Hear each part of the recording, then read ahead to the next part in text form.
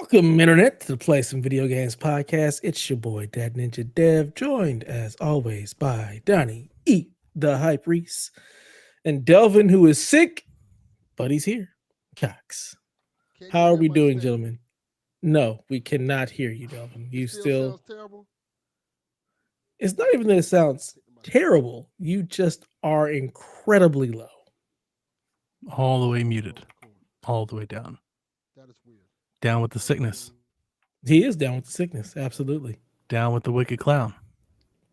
I don't even. Is Yeah, I that know. another part Some of the white lyrics? shit. You don't know what. Yeah. Got nothing. Nah, I Shout don't out to get down Kev. with the insane clown posse. That's no, not at all. Not even a little bit.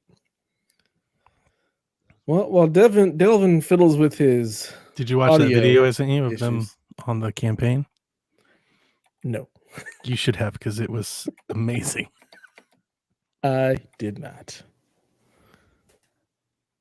What are they doing? What are they doing? Do you want a little dose of like insane clown posse culture? Sure, why not?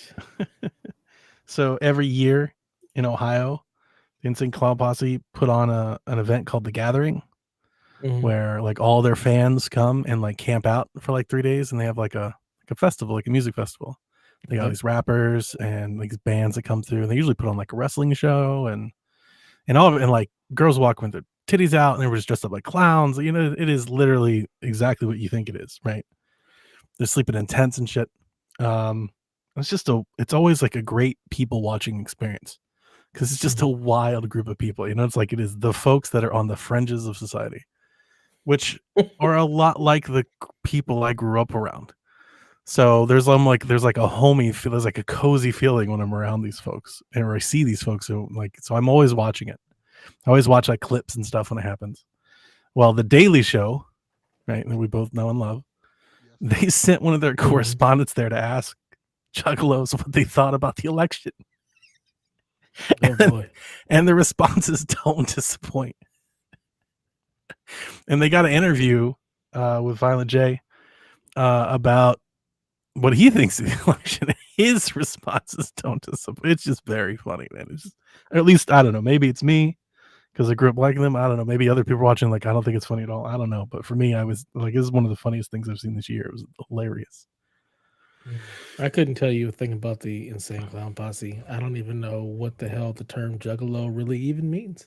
It's just not their fans, their followers. Anything I've ever paid attention They're to. clowns. That's all you know. We'd respond to you, Delvin, but we can't hear We you. can't hear you. Yeah. We know you said something. I'm going to say it once again. You need the analog Blue Yeti microphone. That ain't gonna work. I'm leaving. So Are you plugged into a board or are you just directly into the machine? Like, what's happening here? Just directly into the thing. yeah, Is the cable plugged all the way We're in? going to keep doing the show. We're not doing That's this. We're not doing this on the Keep pod. the show. I'm leaving. Bye. Fix it. Try to do it again.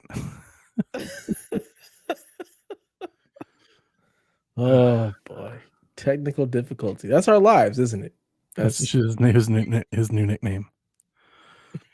technical difficulties, Cox. That's his new name for sure. Jesus Christ. Like Technical Def Jam is his new like rapper name. Goldcoin is dead. He is now Technical Def Jam. That's his new rapper name. Yeah. Fun. So yeah, got the Insane Clown Posse giving us their insight. I'm just gonna go ahead and go. I've been doing nothing. I've just been playing Tomb Raider. After watching the show, it just made me want to play the game. So I've just been.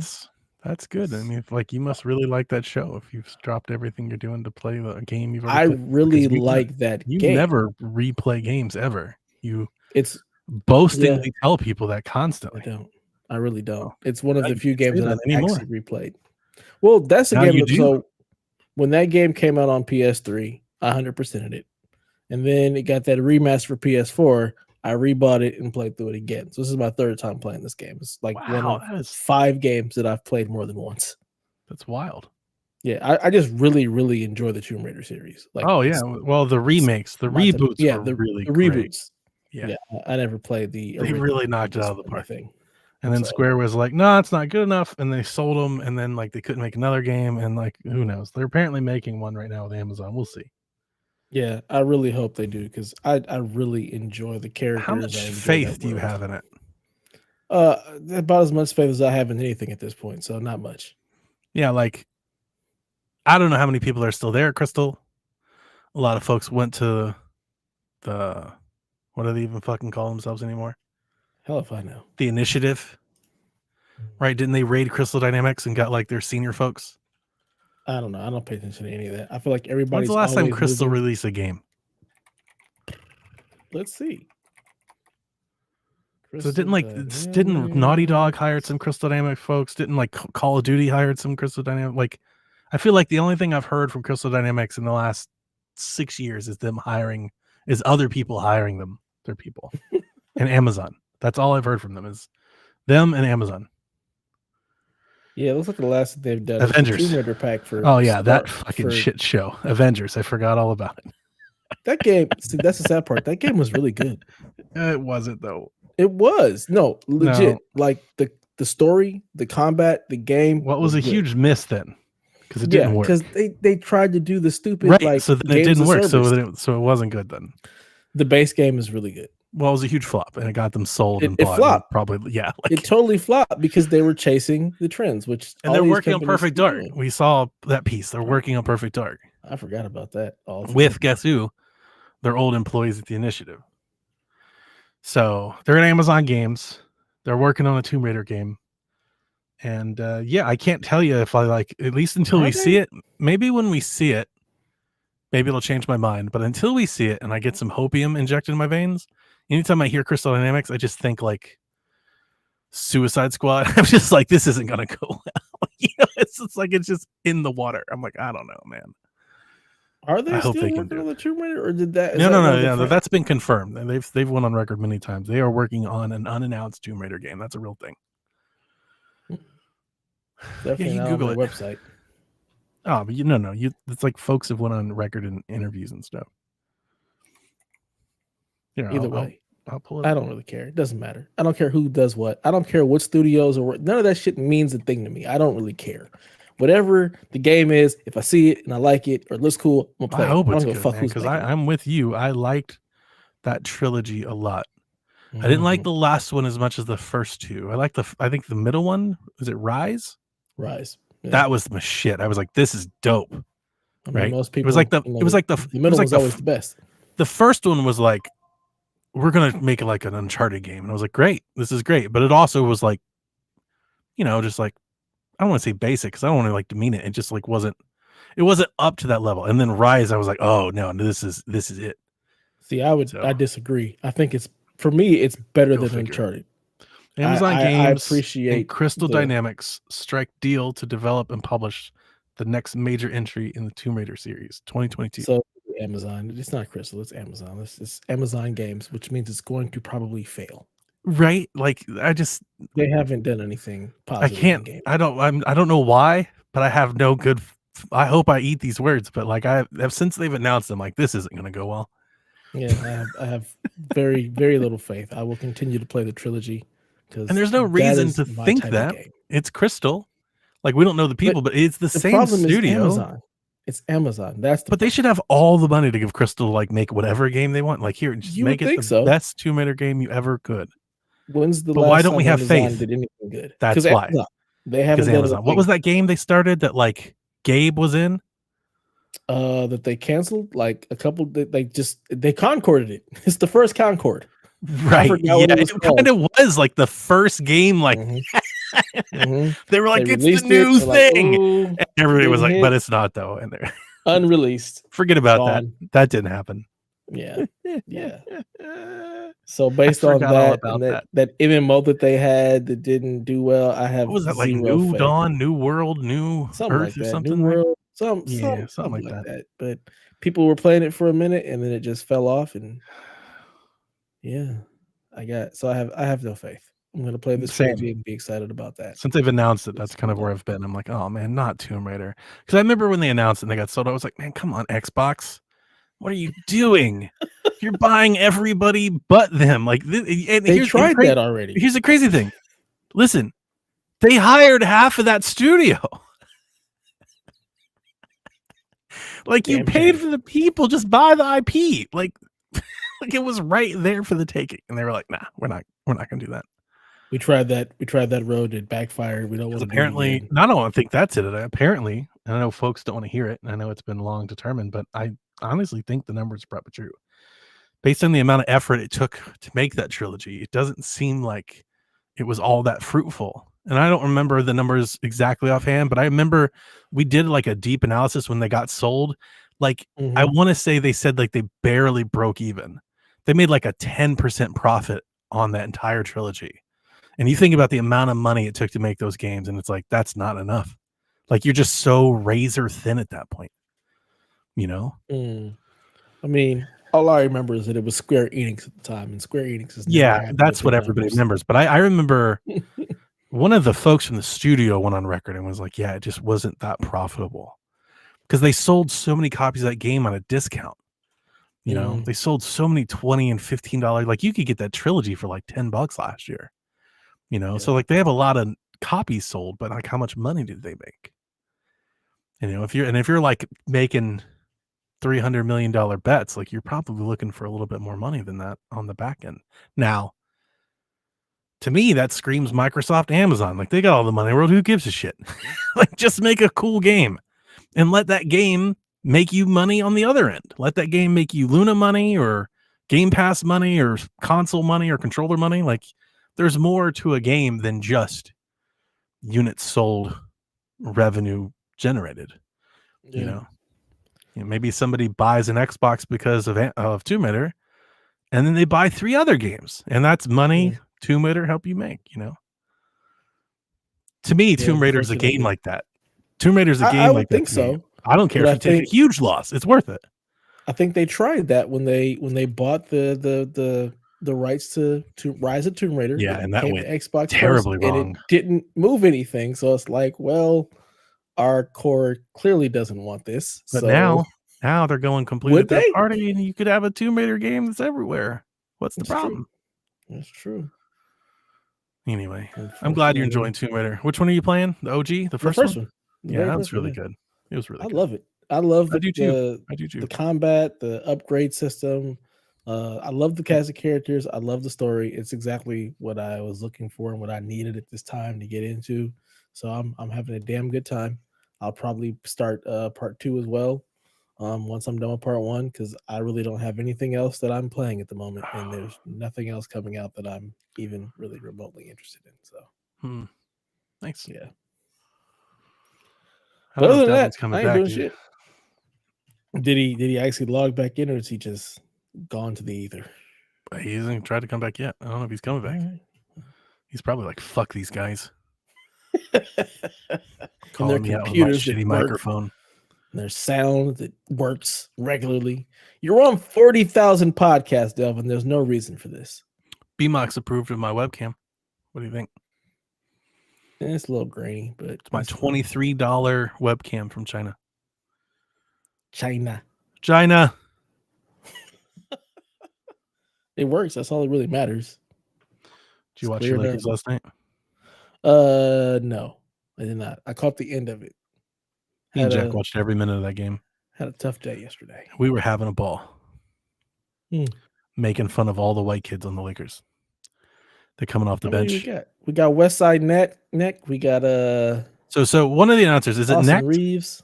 Neck, yeah. So one of the announcers called him Connect. Right. That's the joke. So Westside Connection. Well, he meant it for real. Right. That's where he got the nickname. So he was given the nickname Westside Connect. That's right, John 32. In the preseason. As we do. Nice. It's the Raptors. Is that anything to be proud of? Yes. But yeah, he got that nickname Westside Connect because Westside Connection, Dub C, all that good stuff. So I watched them a bit, but I don't think I've ever sat down and like studied them like play by play and watched them. All right, so Austin Reeves looks like he's trying out for winning time. He looks like he walked right off the 1981 Celtics. He's out there pasty as hell, Like, like, where is this man? Somebody come get Paxson. Like, I what? think he's from Indiana. Sure. Anyway, apparently he had a great game last night. The announcers are going off and on about like, and he's having an incredible game. The play-by-play, like the moment that I'm watching, I'm like, I don't think this is an incredible game. Because let me tell you why. This man plays on a team that has Anthony Davis and LeBron James, and this man did not take a shot. Every time his hands touch the ball, he's either getting a shot up or blindly throwing his body at the rim. Like, he looks so awkward. He just like flail. It reminds me of Andy. He's like the white Andy Varejao. He's just like throwing the hand and stuff, and the ball goes up. You're like, what the fuck is he doing? It does seem effective, I guess. He had like, at one point, he had like 16 points or whatever. But I was like, God, I don't think I've ever actually sat down and watched Austin Reeves. Because like in the Olympics, he just like shooting, you know, which is what Connect is like. He just comes off and just starts jacking threes. Yeah. And then there was some other guy, I forget. And then I watched Bronny, and Bronny was, the crowd was super. And every time Bronny touched the ball, like the whole arena was like, like they were through the roof excited. So it was a fun game. LeBron did not play well, I think, at all, really. Davis played great. Oh, D'Lo, he's got to go, man. How is he still on the team? How is he still there? Because until Austin Reeves comes into the point where he can be the point guard, dude, D'Lo is. Oh, Austin Reeves is no guard. He's no point guard. That's not happening. He just isn't. He ain't get that game. But D'Lo is bad. like he's just bad. I was like, how is he out here? He had like 3 air balls. Sounds about right. Sounds about right. That's my Buckeye. I feel bad, but man, he's that dude. Yeah. Fun opening night. I'm happy to have basketball back. And my Cavs have only caught the end of it. So 136 to 106. Where's the defense? Or is this just a bunch of threes being jacked up? No, we weren't hitting threes. Mobley was like, that's been something with him like all summer, like the preseason. He's more aggressive. Like when he gets the ball, like he looks determined to do something with it instead of like trying to figure it out. I like that. You know, he's putting his head down. He's like, wait a minute, I forgot that I'm 7 foot and faster than everybody that's guarding me. You know, it's like, yeah, we've been trying to tell you that for 2 years, dude. Quit trying to be all cute and shit. Fucking put your head down and go jam on some folks. It's easier to make threes when you already got 12 points. Like, get going, you know? Quit being a jump shooter. You're not a jump shooter. We don't want you to be a jump shooter. We want you to be power forward. He led the Cavs, 25. He had 25, 8, and 3. Nice. Good for him. Garland continues to suck. He had 7 points and 6 assists. I really like Garland. I like his game, but he's really going through it. You know, he needs to play his way out of it. Donovan's doing Donovan shit. He's like mini LeBron. LeBron gets you 28, 7, and 6. Donovan gets you like 24, 4, and 2. You know, he's like LeBron light. Gets it done. He's he's very good. Workhorse. Get it done. Let's go. Yeah. Well, this is just, game 1. We'll see how things continue to go. The Celtics looked ridiculous, and I hate them. And not that he sees this Garland left. I mean, he put in 24 minutes. That's starter minutes. He's got more minutes than most people on the roster, so he must have played most of it, unless he left in like the 4th. I mean, when you're up by that many, you might as well. And when you're playing that badly, is that? Yeah, he is bad. He was 3 of 12. Oof. Yeah, I haven't seen. 0 of 6 from beyond the arc. Oof. He did have 6 assists. 6 assists, no turnovers. I can't hate it. Yeah, that's not bad at all. He should focus more on assists, less on scoring. Yeah, I agree. Get the ball down low. Let's work it in and out. Get the assist. Get everybody else going and be the man. Money. Yeah. And then but when you get everybody else going, then it'll come easy to you. Exactly. Get a couple else layups. Everybody clear the lane. Yeah, it'll come easy. 1,000%. Ugh, D'Lo was 4 for 12 last night. Go away. He's bad, man. I'm telling you, he's bad. Ugh. And Jack was Yeah, like, five- I was like, how is he 5 still assists. there? Jack was like, how long has he been? He's only been there a year. I was like, he's been there for like 3 years. This is like, Yeah. like what are you talking about? This is D'Lo's been there for a the minute. second go round. Yeah, and second this is go. like his third year in the second go around. I was like, he's played for the Lakers like for like 7 years. Look, let's trade him to the Chicago Bulls and bring back Lonzo Ball. Or where is Caruso? Let's get the other white boy over here. Is he in Chicago? No, Chicago traded him to. He traded him. Yeah, he went somewhere else. I don't OKC? remember where he went. Maybe. I think Yeah, so. yeah. OKC. That was the whole Giddy thing. Yeah, they So sent yeah, him let's picks. trade him. Let's trade him to OKC. Let's bring back the Caruso. All right, we get the Caruso. We got AR, and we get the West Side Connect. We got the 3 white boy trilogy. Let's go. Let's get it done. Championship. Mhm. The Lakers looking a lot like the Celtics always. What's going on out here? The LA Jazz. Here they come. Oh boy, look at them. They're getting their stretches in. Stretch those hammies. It was noticeable. We were having a lot of fun at Dalton Connect's experience. And you know what? That's Dude was awesome. playing. So he had the Yeah. last lap. Dude was getting it. He's a Hell of a lot. hooper. I wouldn't play him. I would give him every one of D'Lo's. It's like, okay, dude, you sit the fuck down. You're terrible. And the crazy thing about D'Lo, dude was an absolute stud at Ohio State. Baller. Mhm. Like Yeah. crazy good scorer. I don't know what happened, but it looks like he can't play basketball. Like, what's going on, Yeah. man? If He's you can't so shoot, what's the point? streaky. That's like your whole Yeah. point. It's so streaky. He was really nice with the Nets too, and then That's true. He was like an all-star for a moment, he right? was an all-star. That was his first Yeah. all-star Yeah. game with the Nets. Good So player. I'm thinking, all right, cool. And then he played well in Minnesota. He played well with Golden State. And now he gets to us the second go around. He's just complete hit or miss. You never know what's gonna happen with him on the floor. But Anyway, we'll see. I'm having a shitty week. Sorry to I hear ain't that. played Oh, a my. goddamn thing. I played NCAA. That's There what you I've go. done. That's my video gaming. I played 3 comfort games food of right college there. football. I restarted my league because I didn't know what was going on anymore. I was like, it's been so long. I'm just going to restart it. That's always fun. I started over with UTSA Roadrunners. The who? The Roadrunners. University of Texas San Antonio. Wow. Sounds better. Conference USA Championship. Here I come, baby. They're really good, though. I'm really glad I started with them. They have a McCown at quarterback. It's got to be like Luke McCown's little brother or something, second cousin. They got sweet uniforms. I didn't even know. I was like, this is a university I can actually get behind.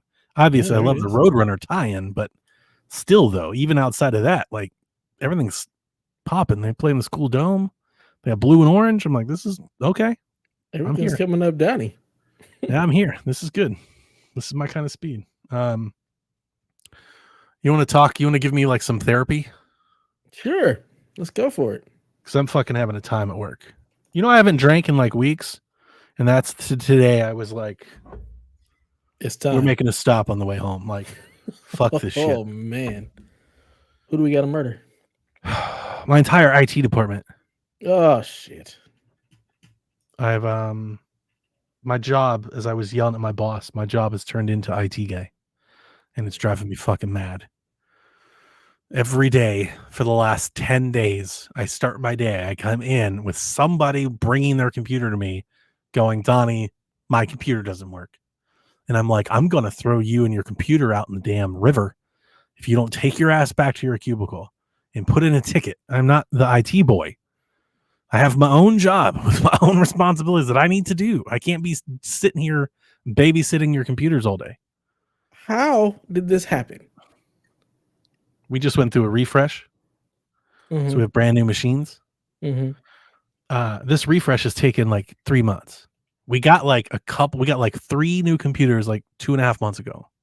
And then the week before last, we got like 40. We got like the big batch of them. So after the ransomware, everything, they lock and done everything. Got all kinds of appliances, all kinds of shit that they deploy. Have you ever heard of CyberArk? Nope. CyberArk is the bane of my existence. CyberArk is some appliance, some security utility that scans the network for machine names, and automatically, that's like the new thing. Our IT department is trying to automate everything. So nobody actually does anything.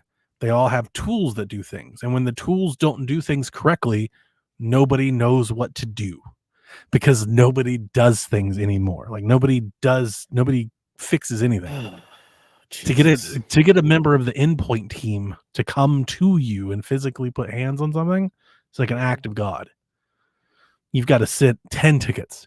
So for the last 2 months, on these 3 test machines, I've been going back and forth, because the way this is supposed to work, I no longer have like an admin account that I can install anything on any of my machines.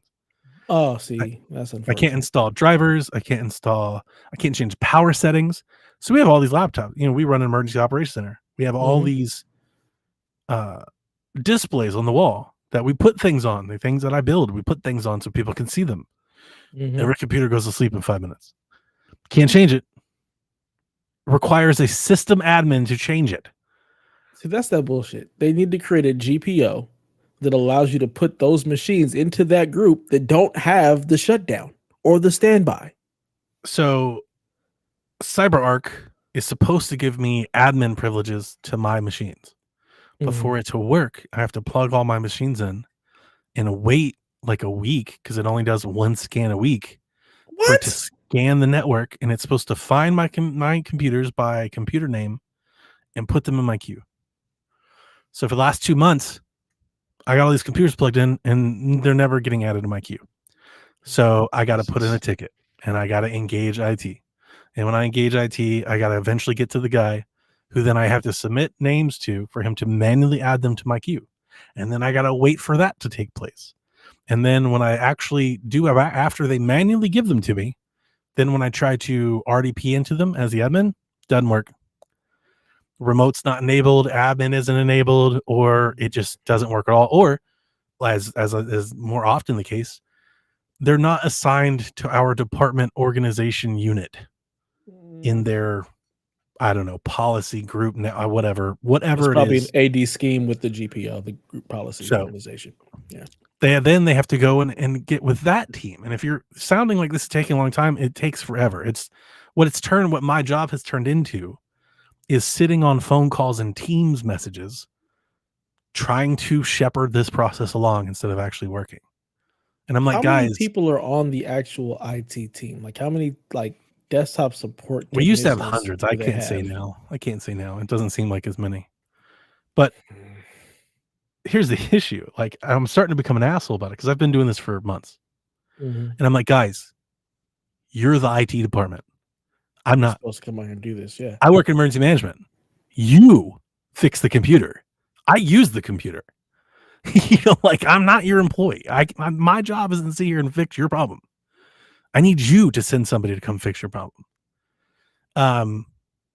Jesus. I'm trying to make this like a long story, like short, because I know nobody cares, but it makes me feel better. I care because this is therapy for me as well, because I'm the guy who would be sending the people to help you with your problem. Yeah, his name is Yusuf, and he's a cool guy. So I got these 3 test machines. Takes 2 months to get them working. We finally get them working. We report all those findings back to the team that does the deployments of the machines before we got our next 40 machines. Makes sense? Here are all the problems we had. Fix it before you give us the new ones. Right. And I talked to their leader, and I was like, hey, you got to make sure that admin's enabled, remote's enabled. You got to make sure they're added to the OU. Because if they're not added to the OU, then I can't do anything. Like, I'll get with the team. We'll do it. I get 40 computers. My team individually meet with IT to walk through and set up everything to make sure it works. It works. We're like, great, this worked well. 2 days into having the new computers, in 48 hours, all of our devices were deleted from Azure Device Management. So none of my employees could log into Outlook or Word or save anything to OneDrive because it was like, you're not a county employee, you can't authenticate. You don't exist. Yeah. So again, ticket, get on the phone, tell them, send them screenshots. I'm like, why am I doing all the legwork? This is like, I don't know, maybe it's just selfish. I'm like, this is your job. Why do I have to give you everything that you need? Come get it. Like, I need to work too. Yeah. I can't understand their process because we get a ticket, we call the end user, what's going on? Okay. Let me remote in, see if I can fix it. I can't. Okay, Oh no, there's we're gonna none of come that. up. There's none of that. What? They're like, send us a screenshot. You send us a screenshot of what you're seeing. So after a day of tracking it down, whomever in that entity, the machine, is like, oh, we discovered that your devices, and here, granted, I got 45 new devices. I only submitted 5 because those are the 5 that my 5 employees are using. Mhm. They're like, oh, those were deleted from Azure. And I'm like, Why? why? And they're like, oh, we don't know. They're like, so, and I kid you not, help desk goes, so send us the machine names and we'll just add them back. And I'm like, Shouldn't you know okay. the machine names because you deployed them? So here's my problem. Because I was like, guys, these are just the 5 people that reported because they use it. I was like, now I'm starting to suspect that all 45 machines need to be added. They're like, well, just send us the 5 and we'll re-add them. So I send them the 5. They re-added them. Dev, that was Thursday. I send my team a message. Hey, this should work now. Please reboot and let me know. They all reboot and they're like, we're good to go, Donnie. And like, that was Thursday. And Thursday, I was at my wit's end. I was like, I can't keep doing this. Because like, I am running behind on college football and like my work. Monday, before I even literally, I'm in my backpack trying to sit down at my desk. 2 people at my desk. Doesn't work. It's doing it again. They got deleted from Azure again in 2 days, like over the weekend. Oh boy. So I reach out to the same people, the same like 6 people I'm working with, and I'm like, guys, I don't know what to do. I got to go to your boss. I was like, I'm trying to tell you, because this whole time I'm like, guys, something's wrong. Yeah. You don't have our org configured properly across your appliances. I don't know which one. I don't know which group. Not my job to know. But I'm telling you, as the end user here, this shit doesn't work. It doesn't work. It's not working. This can't continue like this because I'm gonna quit. Like, because I'm gonna lose it. I'm gonna go postal on everybody here. So I wrote their boss an email, and I was like, "Hey, I need you to pull together your best folks, the Avengers, and I need you to sit the fuck down and do a review of how you think we're supposed to be set up and test it." Because and it was very good email. It was nice, and you've seen how analytical I can be. I broke every issue down into like different paragraphs, different bullet point. He literally went to the people that deploy the machines, like the lowest of the tier, and he was like, "You fucked up their deployment. Fix it." So then the people that I got to work with, like the people that actually help, now they're mad at me. So then they called me and they're like, "I can't believe you did that. Why didn't you just call me?" I'm like, "Whoa, what happened?" And they're like, I'm like, "That's not what happened at all." And I sent them my email, like to their boss, like, "No, here's my email." I was like, "I'm trying to tell your boss that there are bigger global macro issues at work. Absolutely. I can send you machine names to add to Azure. The problem is I'm going to have to do it again next week and the week after. And again, I'm trying to fix that, which is blowing my mind and frustrating me because in my head, I'm like, you should be trying to fix that. Why am I trying to fix the root of the problem? And why are you like, we'll just add the name? Yeah, if something got deleted from Azure, something's wrong because it shouldn't just get deleted. And I told them, I was like, I know you don't have an employee over there that has a vendetta against me deleting our machines. I know that's not the case. It's automatically happening. There's a script in the background. There's some cleanup process, some offline, some threshold that we're not, some setting that you didn't check, and it's driving me fucking mad. I can't do anything, you know?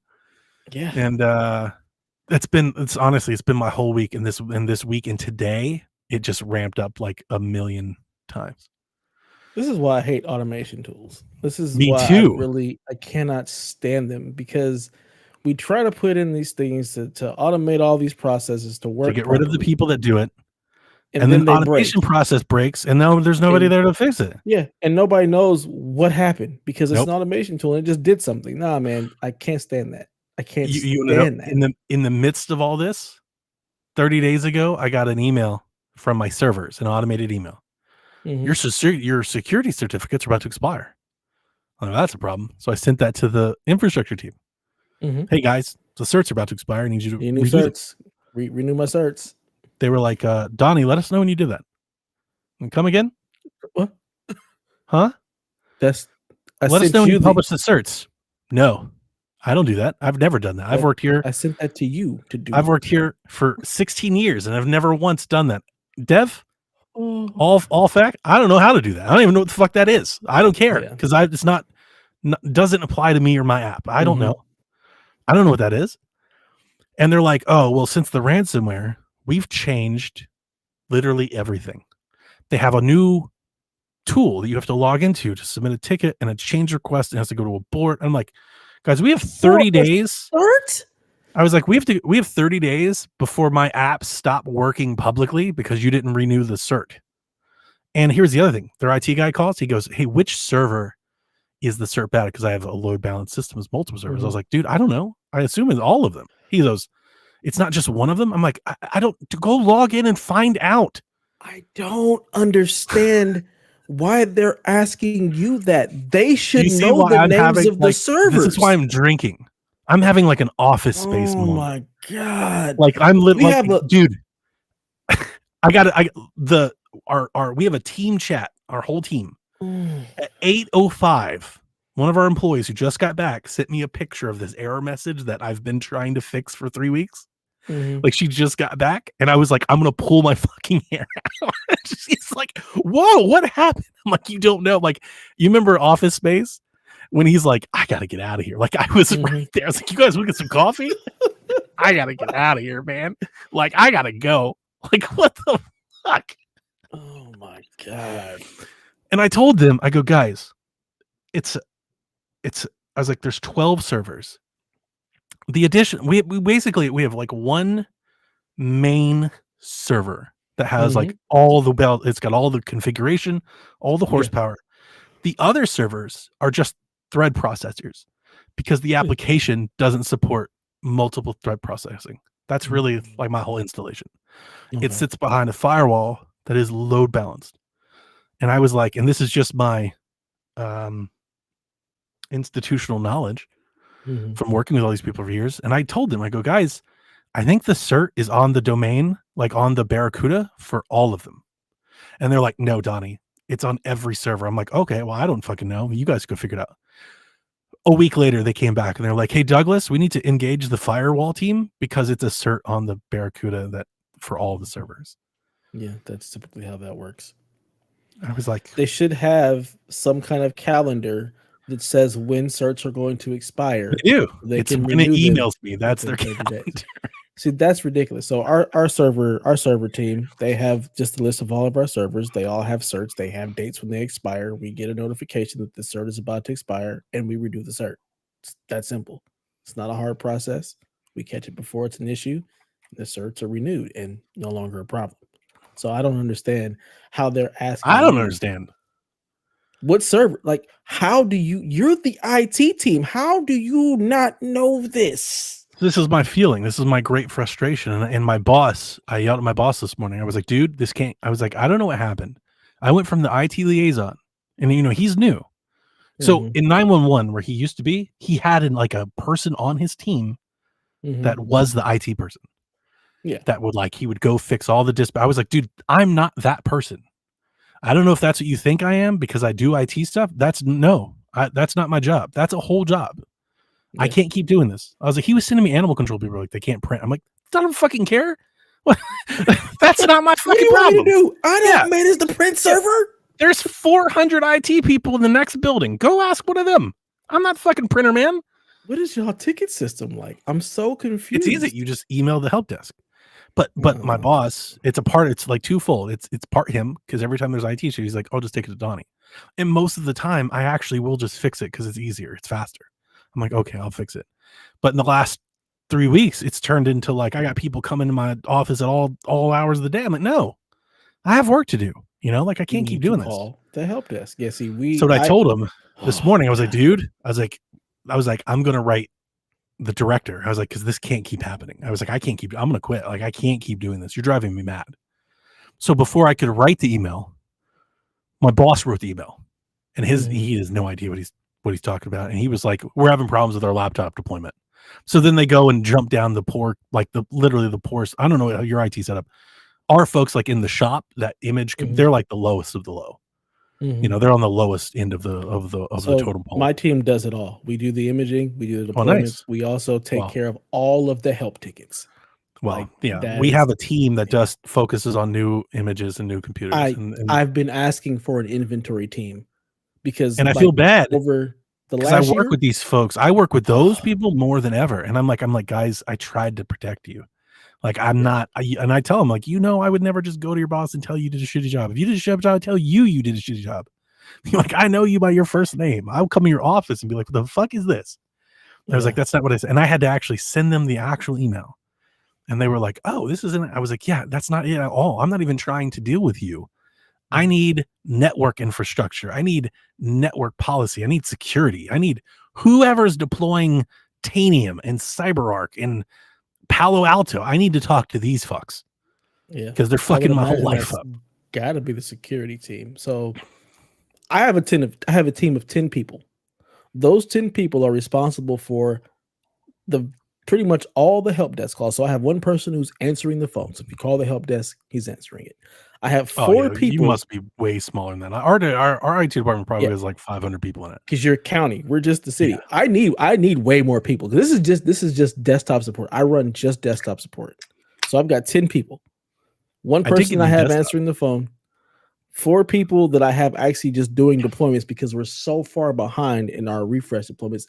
Over the last year and a half, we've had to refresh about 1,000 items, and we're still behind by about 300. Delvin's alive. And I think he just saw us to fuck off, and he like went and watched AEW. That wouldn't surprise me. I've got 2 people that I have working on like public safety, so they handle PD, fire tickets, like help desk tickets, and then I have 2 people that are covering like the city side. So that's anybody else, recreation and parks, city manager's office. They handle those tickets that come in. So I have to run on a team of 10 people to handle all the imaging, all the deployments, all the inventory, all the help desk tickets, all of that stuff. So my 10 people manage all of that. So like with your experience, they would be like, okay, this is emergency management. We got to figure out what the issue is. And that's all I've asked for. To send people over there to find out what's happening. Can we remote into these systems? Like, I started this process. I looked up the date today. It was like August 25th is when I started it. Today was the first day somebody walked into our office and was like, let me see what you're talking about. That's crazy to me. I can't. You'll make it even funnier. They've replaced. They have a new policy now. Nobody gets desktops anymore. I would love to make that a policy. You have to make a use case. You have to make a special use case to warrant a desktop. So when we submitted our inventory for refresh, we were like, these are all of our machines. We had like, I don't know. I'm just going to pull a number out of my hat. It was like 15 desktops and like 30 laptops. They're like, we're going to replace all these desktops with laptops. And I was like, okay, well, that doesn't work in the EOC because we run. Well, 1, we need more RAM. Like we need better, stronger machines. 2, we need something. They run a long time. We need better cooling. We need desktop. It's like a desktop thing. And they're like, fine, we will give you 3 of these desktops.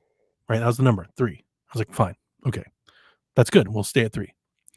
When I went to go pick up my machines dev, they had 11 desktops set aside for us. And I was like, whoa, what happened? How did we? I said, like, we had a meeting with them. I was like, whoa, what happened? They're like, what do you mean? I was like, you said we're only getting 3. They're like, you had 11 on your sheet. I was like, yeah. And then we sat down and reviewed it, and you said we weren't getting 11. We're only getting 3. And they're like, so do you want us to take them back and change the laptops? I was like, well, I mean, that's up to you. You told us that we couldn't have them. I was like, so we're expecting laptops now. So they go, okay, we'll go back. So in the midst of it, it's like same day, one of my employees goes, hey, I got these AV racks at the warehouse. We could actually use a couple extra desktops. So I run back over real quick. I'm like, actually, if you don't mind, can we have 3 more? Like you already have them. There's 11. Instead of exchanging 8 of them for laptops, just exchange 5 and we'll take the rest. And they're like, yeah, it's no problem. you'll be good Friday. Okay. Friday, they did my equipment.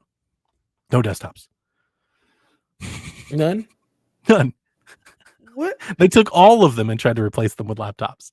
And then I was like, no, guys, we need the 3. At least we need the 3. I had to get on a call with their boss. Their boss was like, Donnie, I don't understand why it's so difficult with you. I'm like, me? We had a meeting. We discussed this.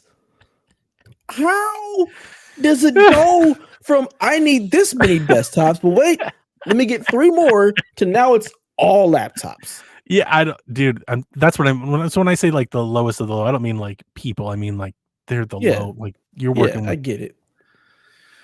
and I'm just like, okay, whatever. I was like, and so I was like, no, I need 3 desktops, and because we run multiple displays and everything, like we need the good desktops. So we got 3 towers, 32 gigs of RAM, 13th Gen i7. I'm like, perfect. Nice. These are great. That's what, nice. Hey, there we go. And then I took one and put it in my office. And then when she came by today, she was like, wait a minute, I thought those were the EOC. I was like, it was.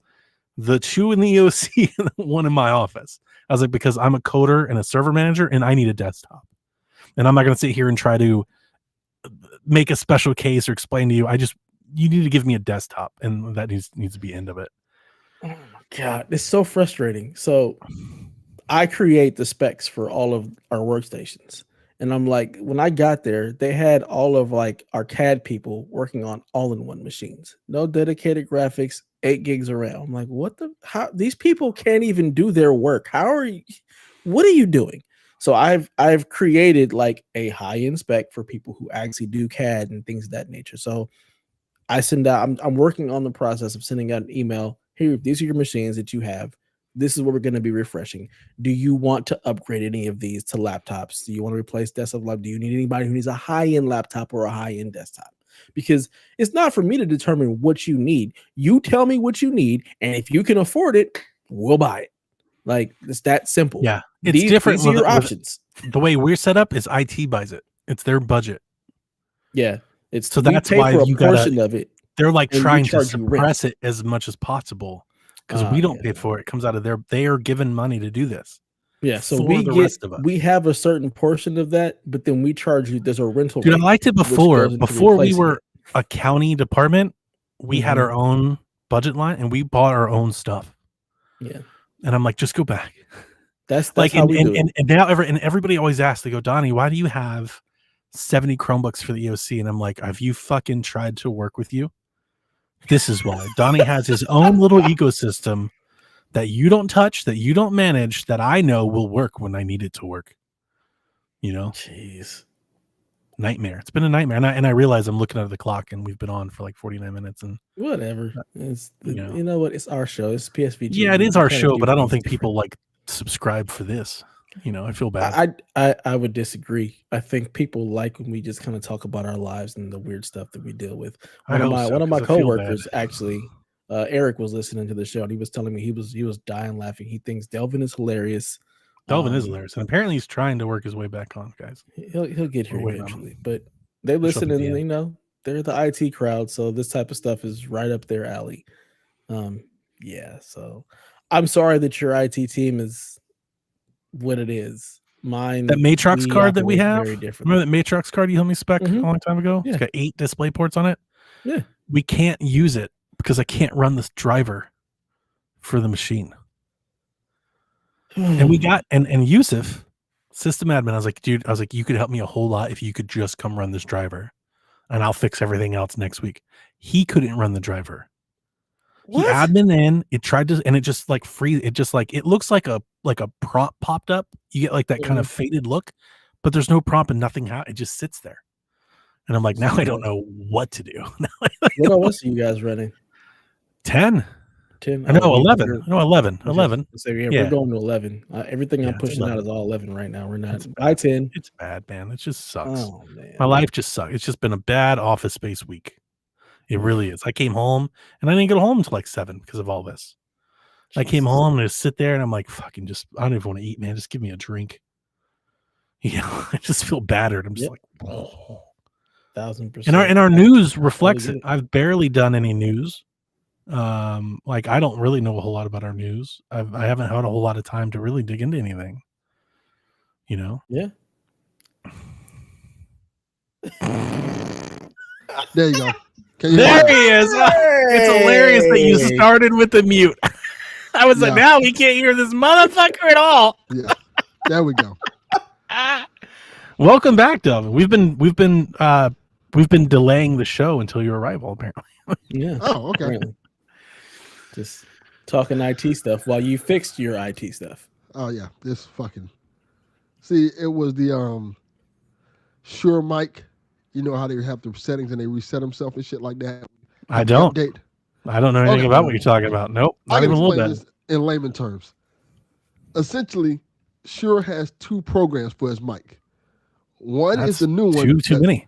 Yeah, one is the new one, which is fucking terrible because they don't like update the old one anymore. The old one works perfectly. So what happened was my mic tried to update the new one, and it cut everything the fuck off. So You just popped our ratings. We had like 4 people join.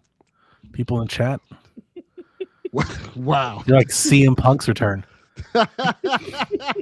Look in my eyes. What do you see? Oh man. Everybody's talking now all of a sudden. My microphone has 0 programs. There's nothing to it. It's all the dial and buttons on the microphone. That's it. That's not bad. It's pretty nice. I've been trying to tell you about it for like 5 years. It's probably what you need. I have a whole different setup, but that's dev life. And I'm that's trying to dev tell life, you, yeah. you don't need dev life. You need Donnie life. You need analog. Donnie likes analog. Yeah, well, it's not bad. Dude, I'm not gonna lie to you. The older I get, the more I'm into this shit. Like I love the Jetta because it has buttons. Just Like I'm simple so setup. anti like AI. Like I'm like so becoming that guy. I'm like, Oh. dude, if y'all don't give me soon- my Walkman back, like I fucking hate this shit. Pretty It's soon all AI bad. is just gonna be all over, and the Terminator's gonna take. We're all gonna be dead. We saw this. Well, Dev Yeah, will be fine. this has been He's a computer foretold. guy. The prophecy Yeah. was foretold, and people watched that movie and they were like, I'm gonna spend the next 45 years making this shit come Trying to true. make this bitch real. Yeah. Dev's it's gonna real find it. simple.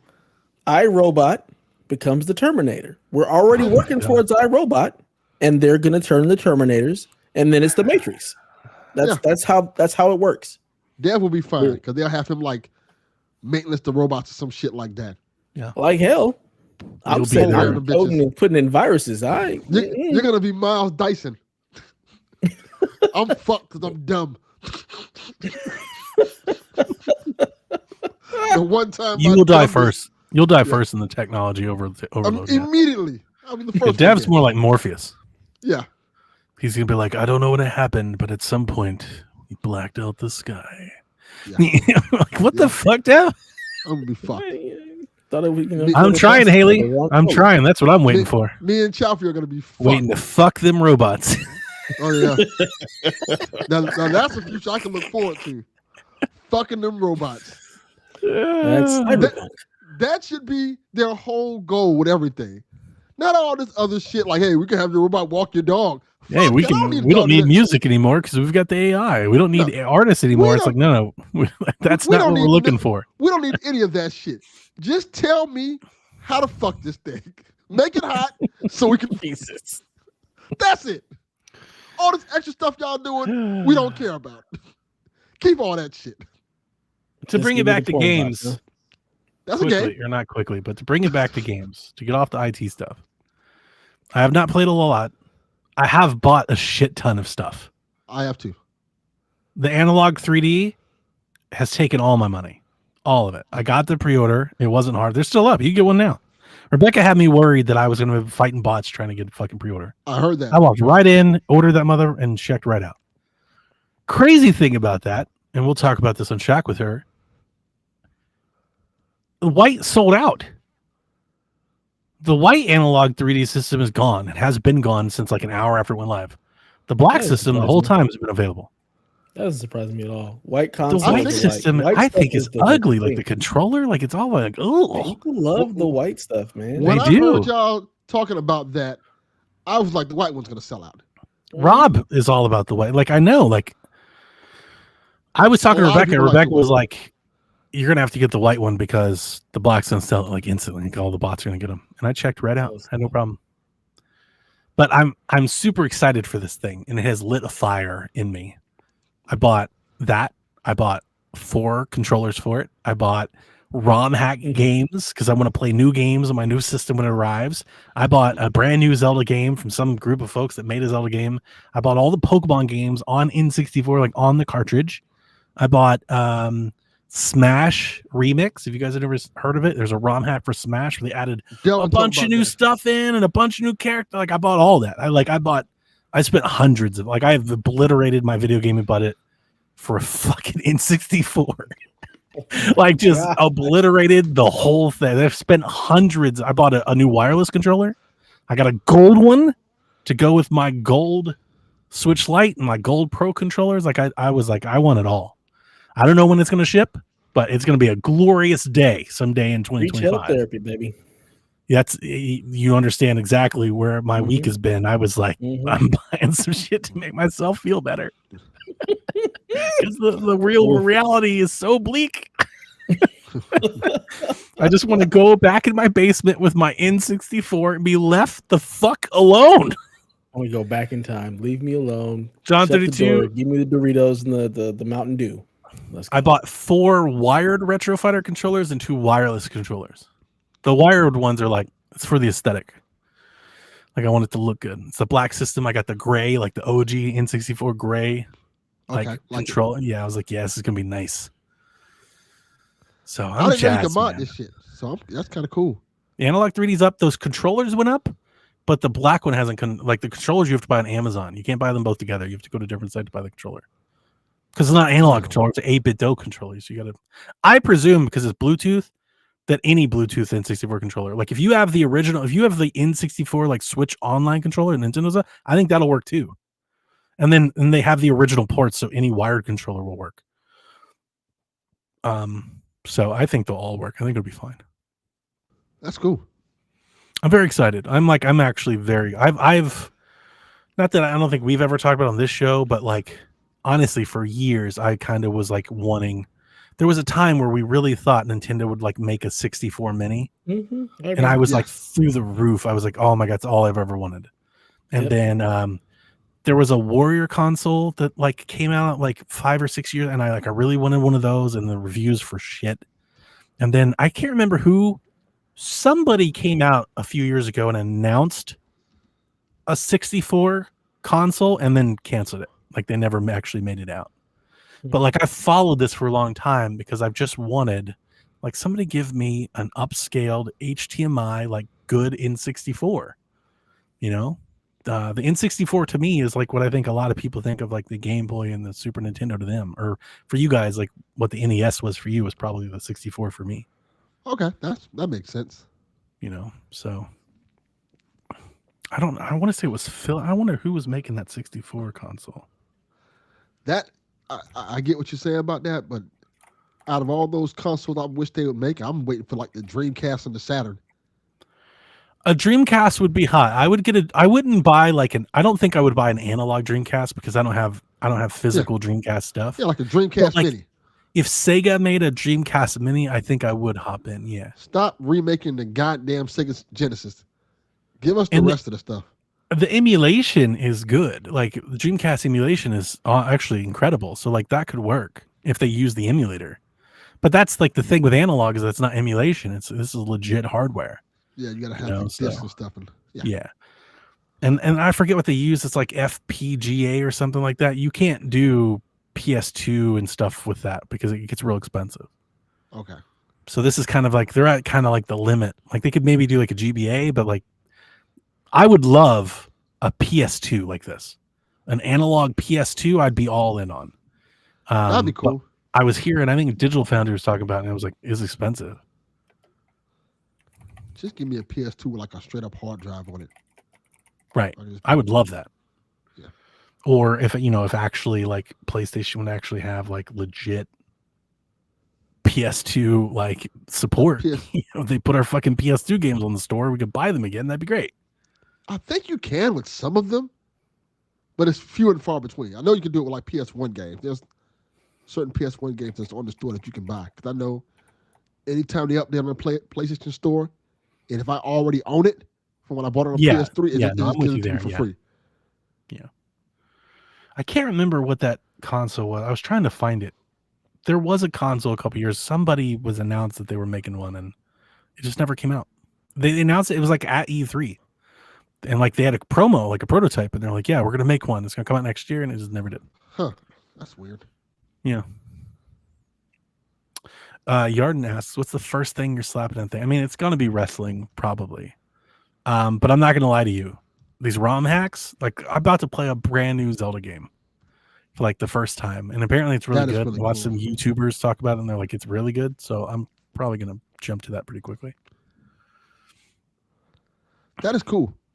I'm glad you're excited for that. I like I said, I want something like that, mainly for like PS2 that era, Yeah, because there's a lot of like Japanese games I want to play, and I have a Japanese PS2, but it's hassle getting that shit started up and stuff like that. And you'll be able to dump ROMs on this thing too. So like if you don't have physicals like I do, you can just like download ROMs and throw them on there too. see, that's what I'm talking about. That's what I Oh, guess what I bought? I bought a ROM translated version of Animal Crossing for N64. That is really cool. The original Animal Crossing came out on N64 in Japan. It was called Animal Forest. It never came out here. It's the same game as the GameCube game. It's not the exact same, but it's mostly the same game as the one that came on GameCube. But because I'm not sure if you guys know this, there's like a really healthy like ROM hack scene for N64. Like people make their own cartridges, yeah, it's really cool. So people translated Animal Crossing for 64 in Japan and made a ROM for it, and then now you can just buy it. You buy a cartridge, you play the original Animal Crossing. I thought my wife would really kind of dig that. How much did it cost? $23. Well, that's a great price. Some of these games, there's like one of the ROM hacks is somebody made like I think it's called Mario Kart Amped. It's Mario Kart 64 with like new characters, new courses, and all that stuff, new music. It's like $70. Wow. I didn't buy that one. Price. Yeah, right. I was like, I'm not gonna buy that one. But yeah, a lot of these things, the Pokemon games, I bought Pokemon Yellow and Gold. I just think they look cool. You could just like take the cartridge, put in 64, and play Pokemon. I was like, that's awesome. And they make the cartridge look good and stuff like that. Yeah, it looks like Pokemon Yellow. It's like the Game Boy cartridge, but 64. I think it's dope. $20. I appreciate that. Yeah. Like I told you guys, I have Dragon Ball cart. Do you guys remember I told you that? About that? I remember talking about that. Somebody modded Mario Kart has replaced everything with Dragon Ball characters. All the courses of Dragon Ball stuff on them. Me and Jack play all the time. Play Piccolo, Yamcha, and Goku and shit. It's stupid. Throw spirit balls at each other. I'm perplexed at why they never did that. They should have made that game. That's a game that should have been made at one point in time. That's what people are doing that. Like they're making their own stuff. Yarden, I got missing links. I've been what I looked up, and I could be wrong, but what I looked up was Dawn and Dusk is like the least good one.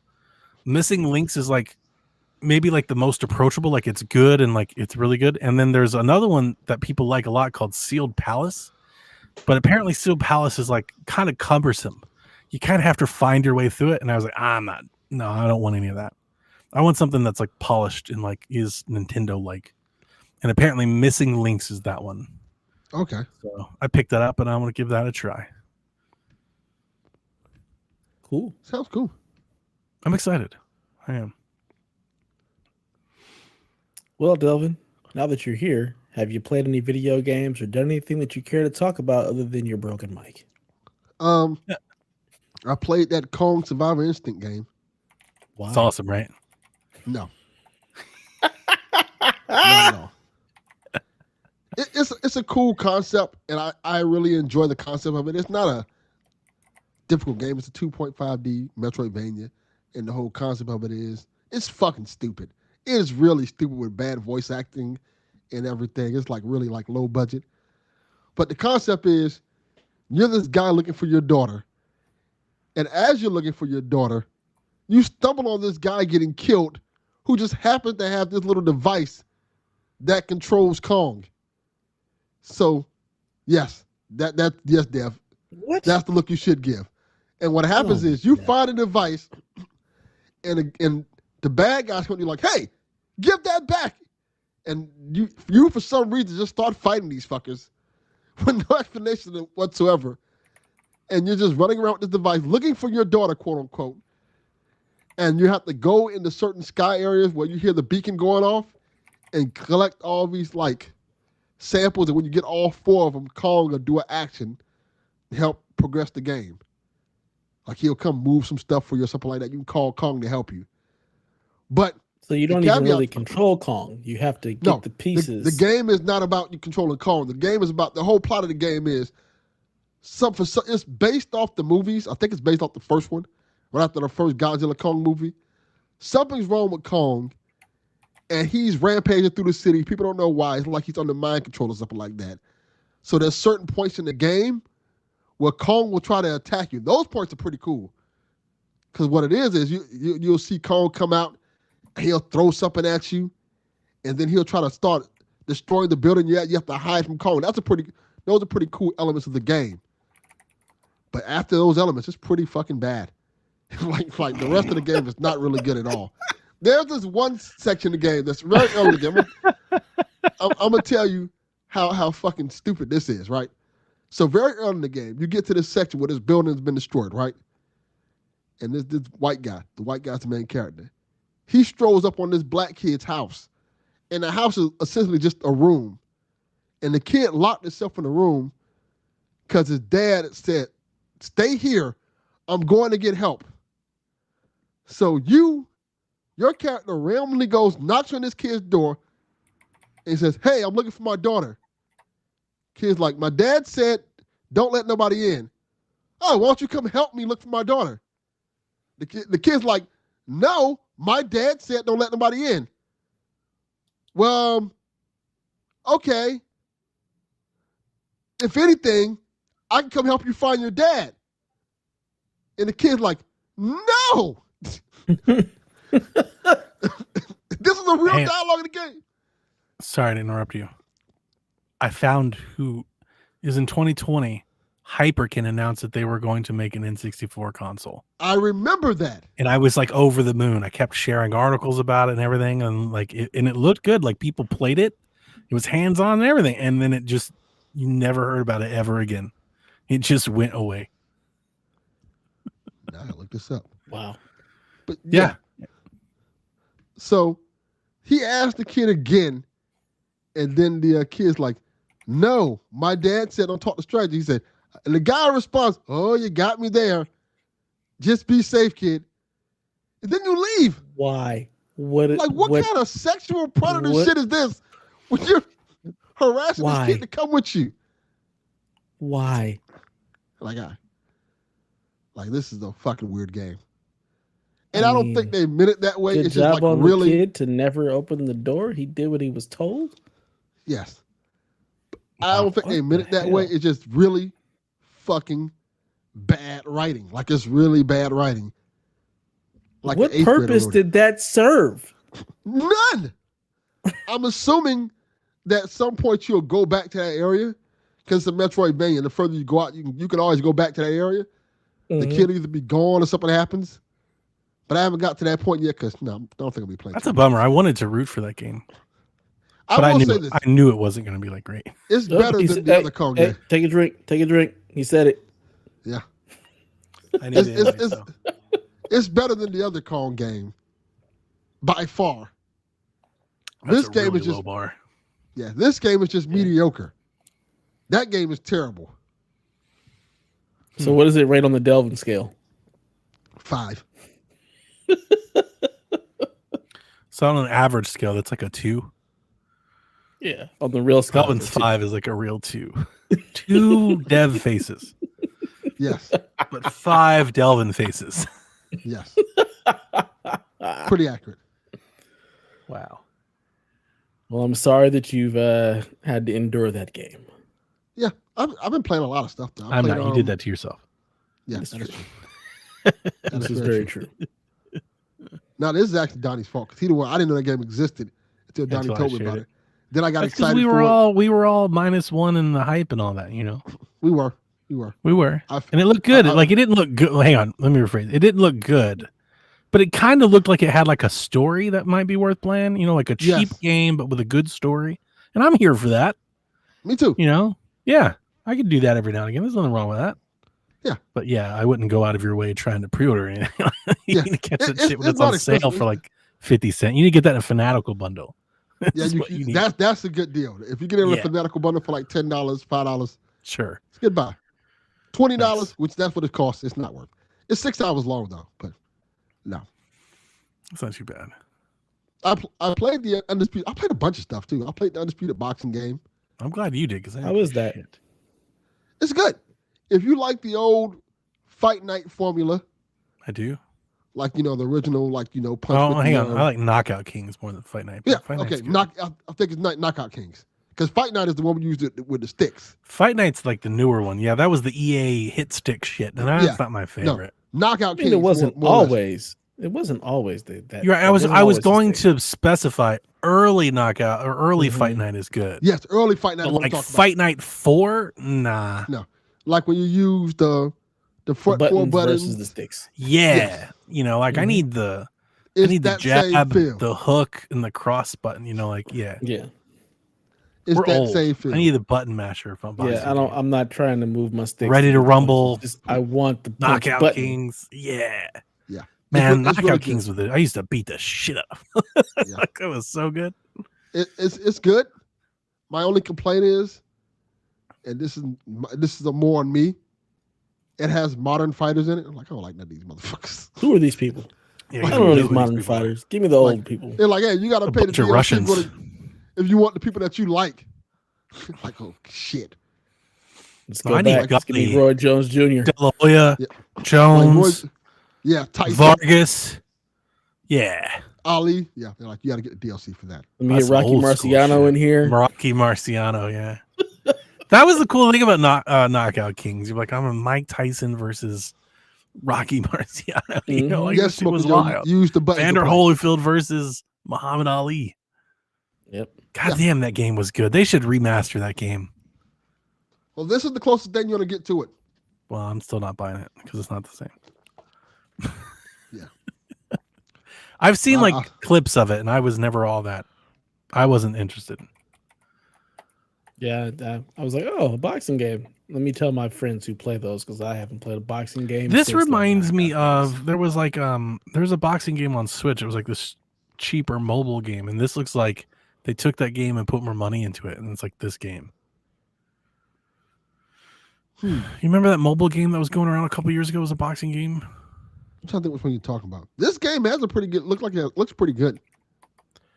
Yeah, so did this mobile. So this mobile game was kind of all the rage because it did look good. It wasn't good, but it looked good. Real boxing. Google that.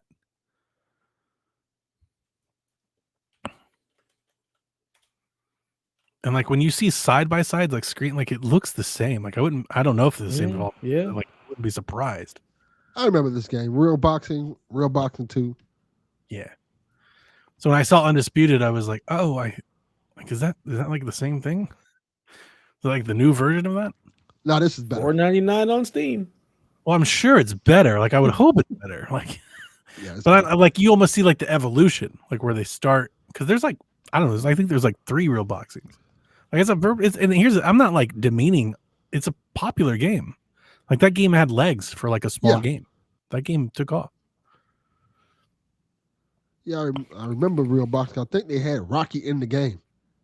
Yeah, they had like some stuff like they were trying to like they were doing Undisputed. They were trying to bring back like the boxing game.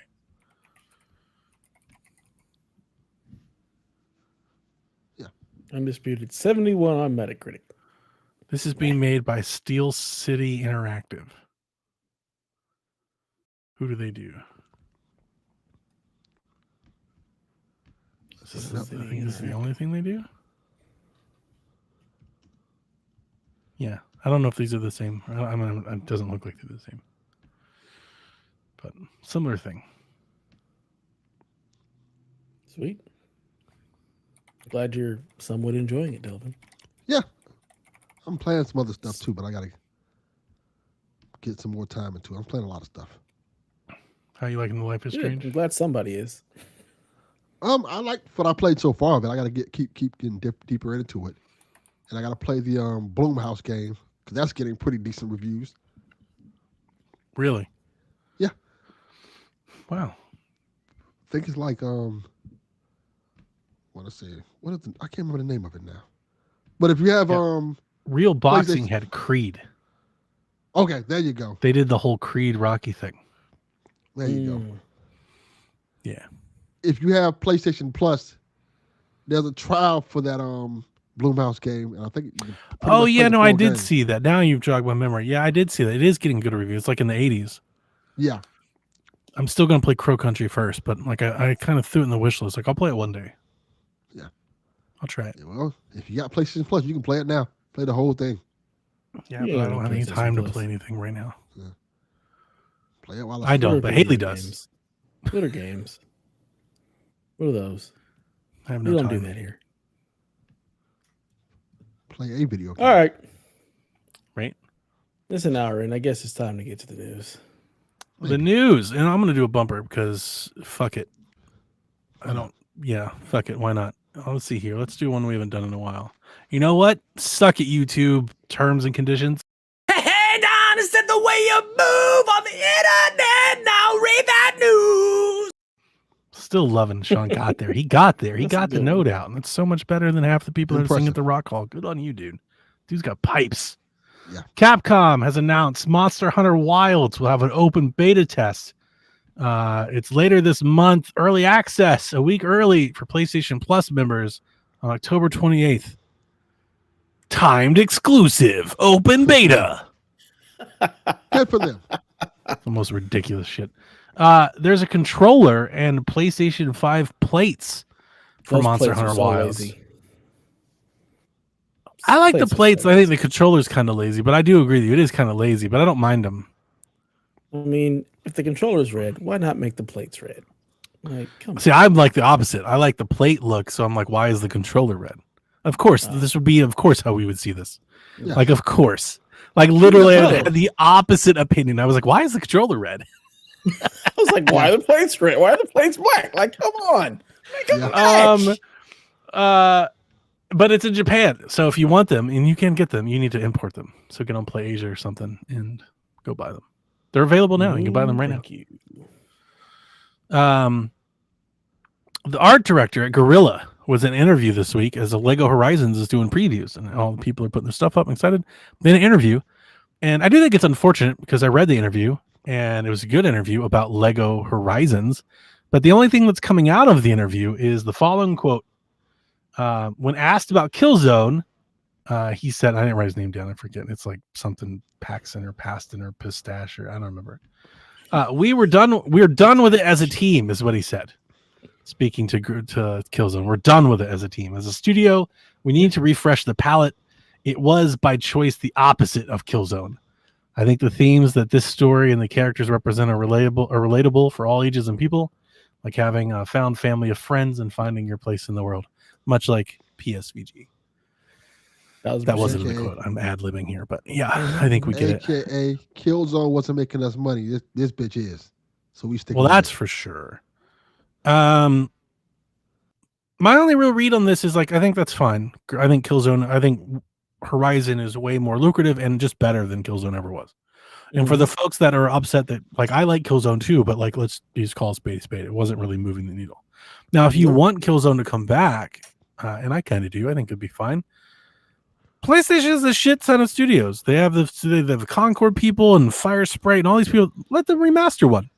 I think that's a perfect little project. Take one of these old games, remaster one, and sell that motherfucker. Sell us Killzone for $40. Awesome. Killzone remastered. I'll play the shit out of it. Seems fun. Remake the original Killzone. That would be awesome. That'd be great.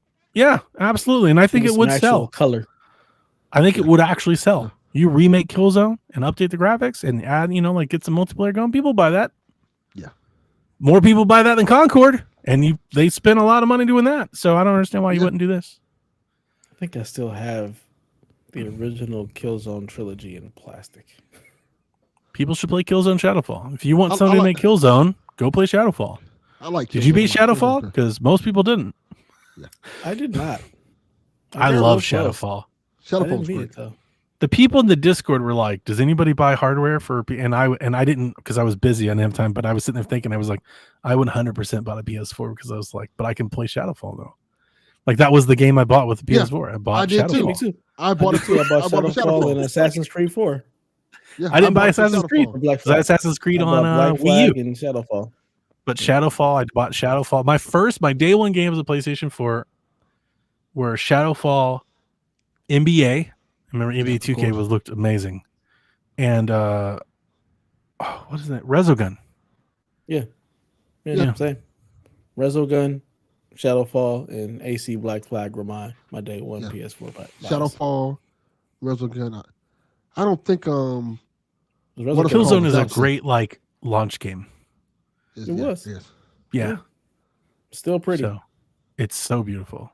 And I think the combat and gameplay holds up today. And I think he has a like patch where that it zip runs at line 60 shit. 60 Like you frames. could zip line and shoot everybody, and that shit was awesome. And go ghosting on folks, and the story was really good. Like I dug it. Yeah. I loved it.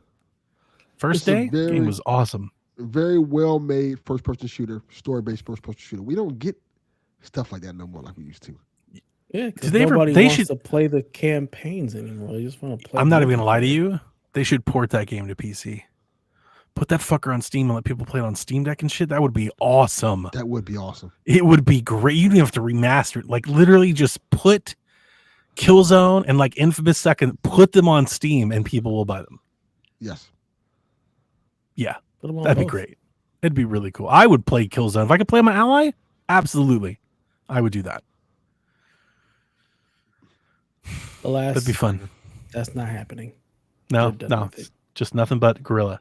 Now the sad part is apparently Gorilla's making a live service MMO Horizon, and that is unfortunate. Oh, fuck off. I mean, it's not new news. I mean, No, it's they've not, been saying but it's that. still It's unfortunate. not. But still, I'm gonna keep fuck off. mentioning I don't want that.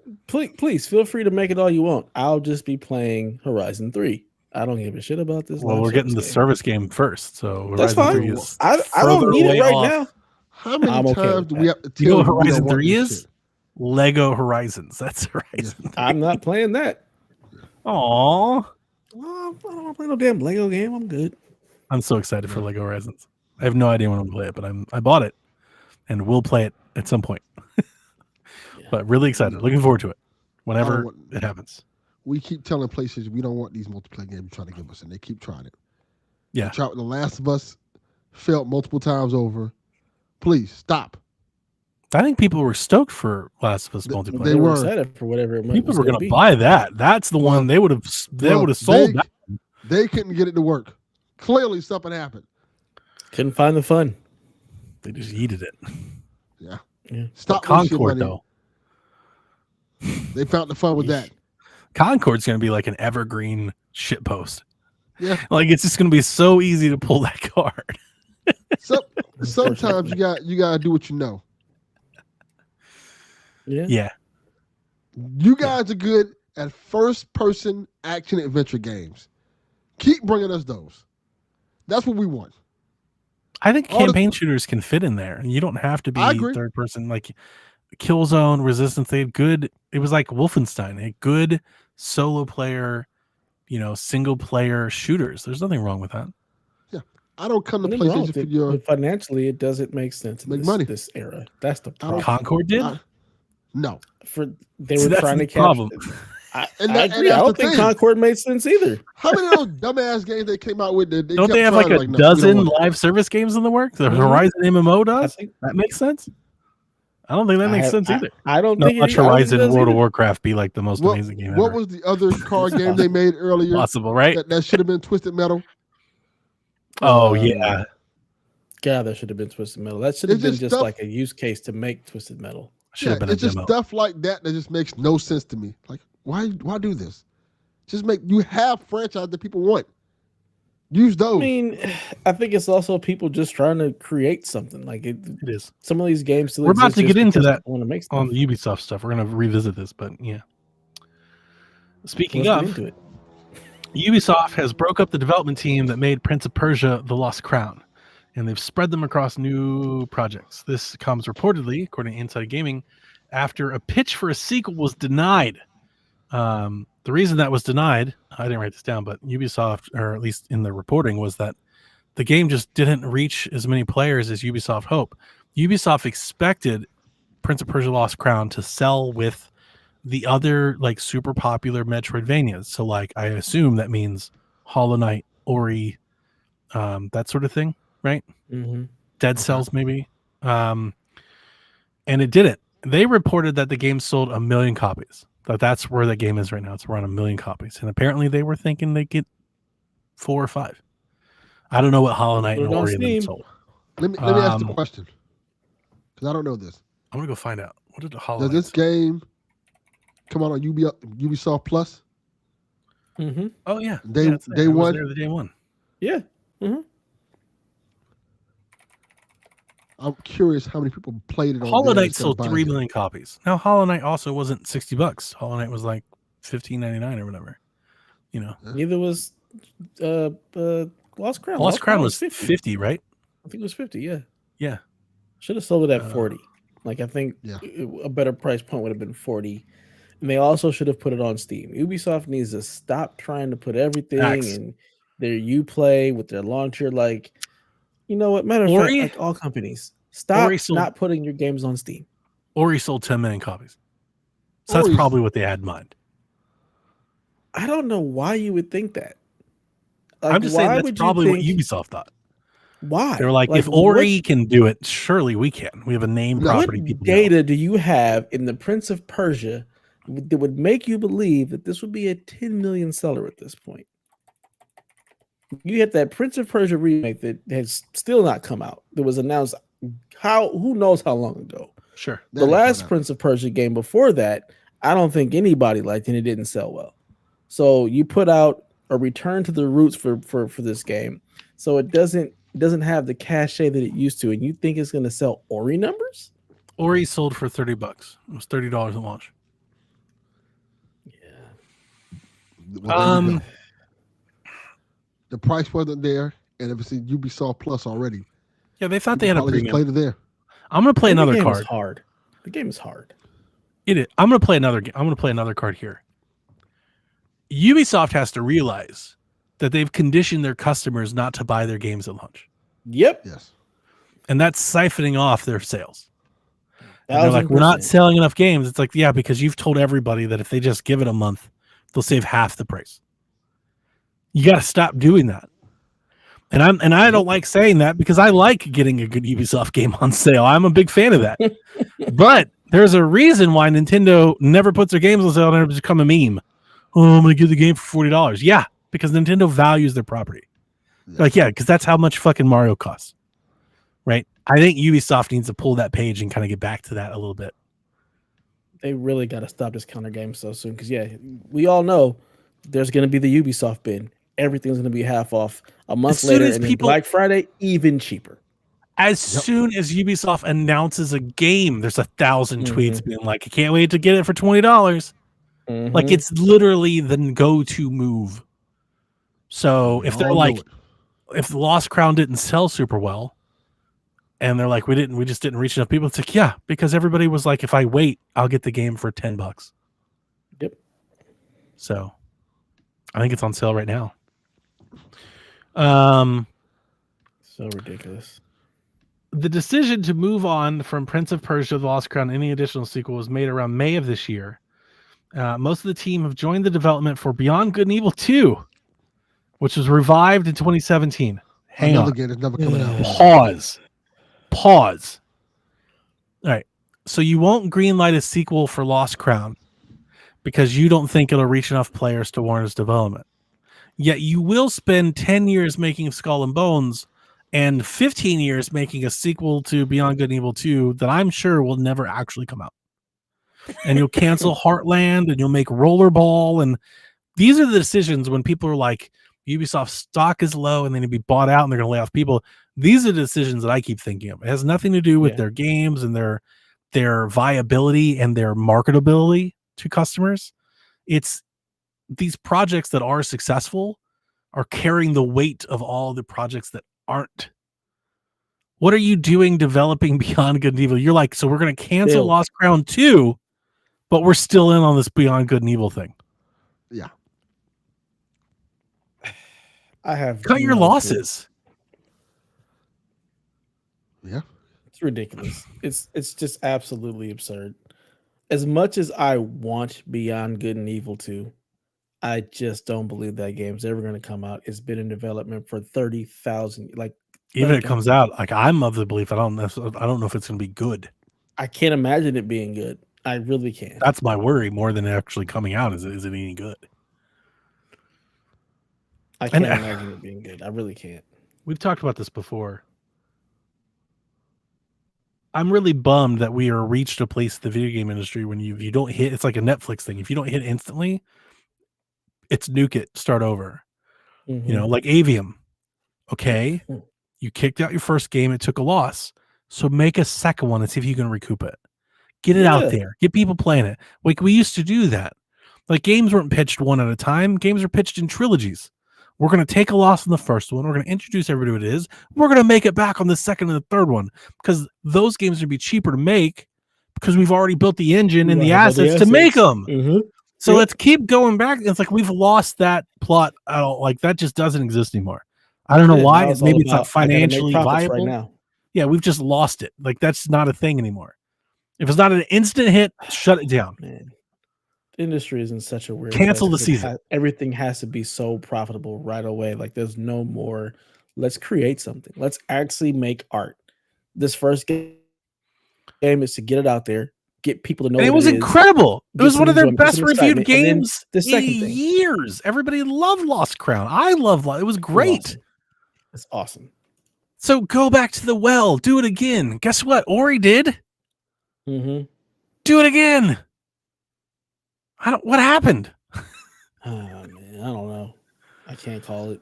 Okay, the industry is just in a weird place, man. Nobody wants to take a chance and make that sequel to keep the franchise going, to recoup. Like you said, yeah, they have all the assets. You have all of the foundation. When you nuke something and start over, now you have to create new assets. You have to build a new foundation, possibly a new engine. Yep. Like everything starts over, and you're wondering why you're not like nothing's profitable and you're taking someone else because you guys keep starting over. 1000%. That part. Captain Awesome says, I'm not a salesperson or anything, but how do you go back to not so fast discounts? Yeah, you just don't. And I know that sounds easy, but here's the thing. You stop chasing quarterly gains. Mm-hmm. You stop going, we need to discount this because I need my numbers up before we report to the shareholders. And you just say, hey, we're holding the value at $60. We're going to sell less copies, but we're going to make more money in the long term. You know why? Because we value this IP and the property. We don't want our game and our property to be associated with cheap game.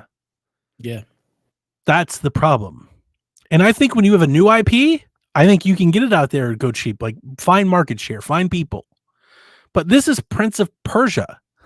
That's not a new IP cheap game. Like it's not Immortals, right? This is Prince of Persia. Like make it feel like a thing, make it feel rewarding. You know, reward the players that bought it and let the reviewers speak and let the FOMO drive people in.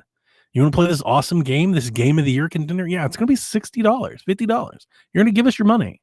We're not going to give it to you for $13.99 because we're not making anything back on that. Yeah. You know? Nintendo does this. And so do other people. They're not the only ones, but Nintendo is the clear, like they're like, yeah, yes. You want Super Mario Party from 2018? That'll be $60. Thank you.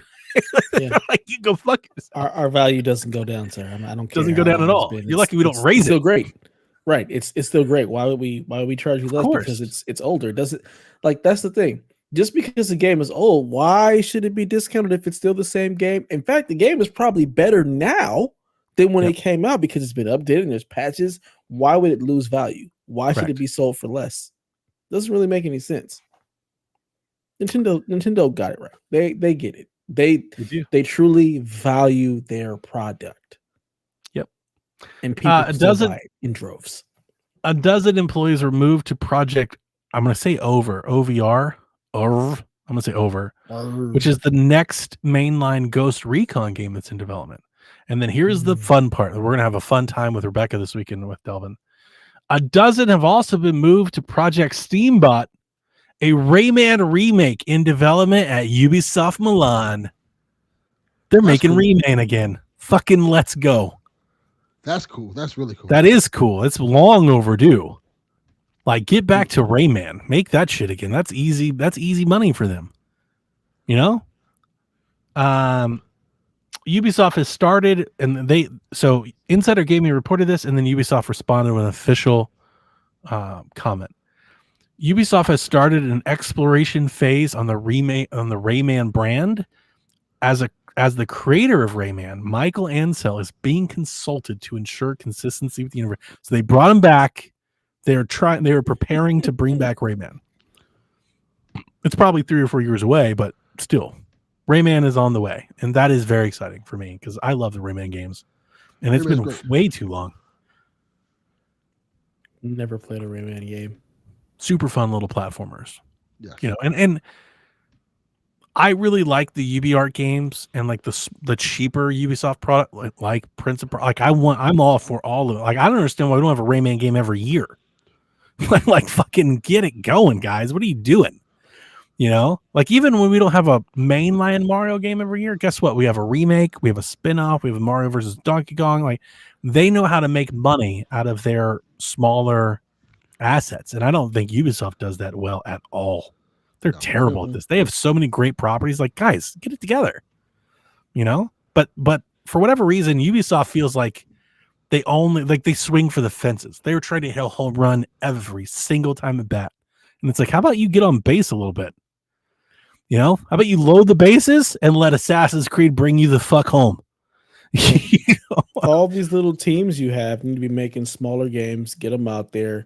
Drive revenue, have stuff that's always out, so you driver subscriptions, give your other games, driver subscriptions, give your other games the time they need to be that home run hit, versus trying to bank on Assassin's Creed every single year. Yeah, that's where I am with them. So, pour one out to Prince of Persia: Lost Crown. If you have not played that game yet, do it. Let me open up my list. Prince of Persia is number 4 on my favorite game that I've played this year. And it was probably the first game I played this year. That's how good that game has had lasting power all year long. Is not even fallen out of my top 5. That game is incredible. It was great. You should buy it. It's a great game. You should buy it twice. Get it on everything you have. If you got a PlayStation, buy it there. If you got a Switch, get it on there, and get on Steam too, just for the hell of it. It's a great game. Great game. Really good. Is it on Steam yet? Is it not? It's not even on Steam yet? I don't think it's on Steam yet. Oh my fucking, what are they doing, man? Like they gave me that game and I bought 2 copies. That's how good that game is. I was like, oh, I'm definitely gonna get this game. It's so good.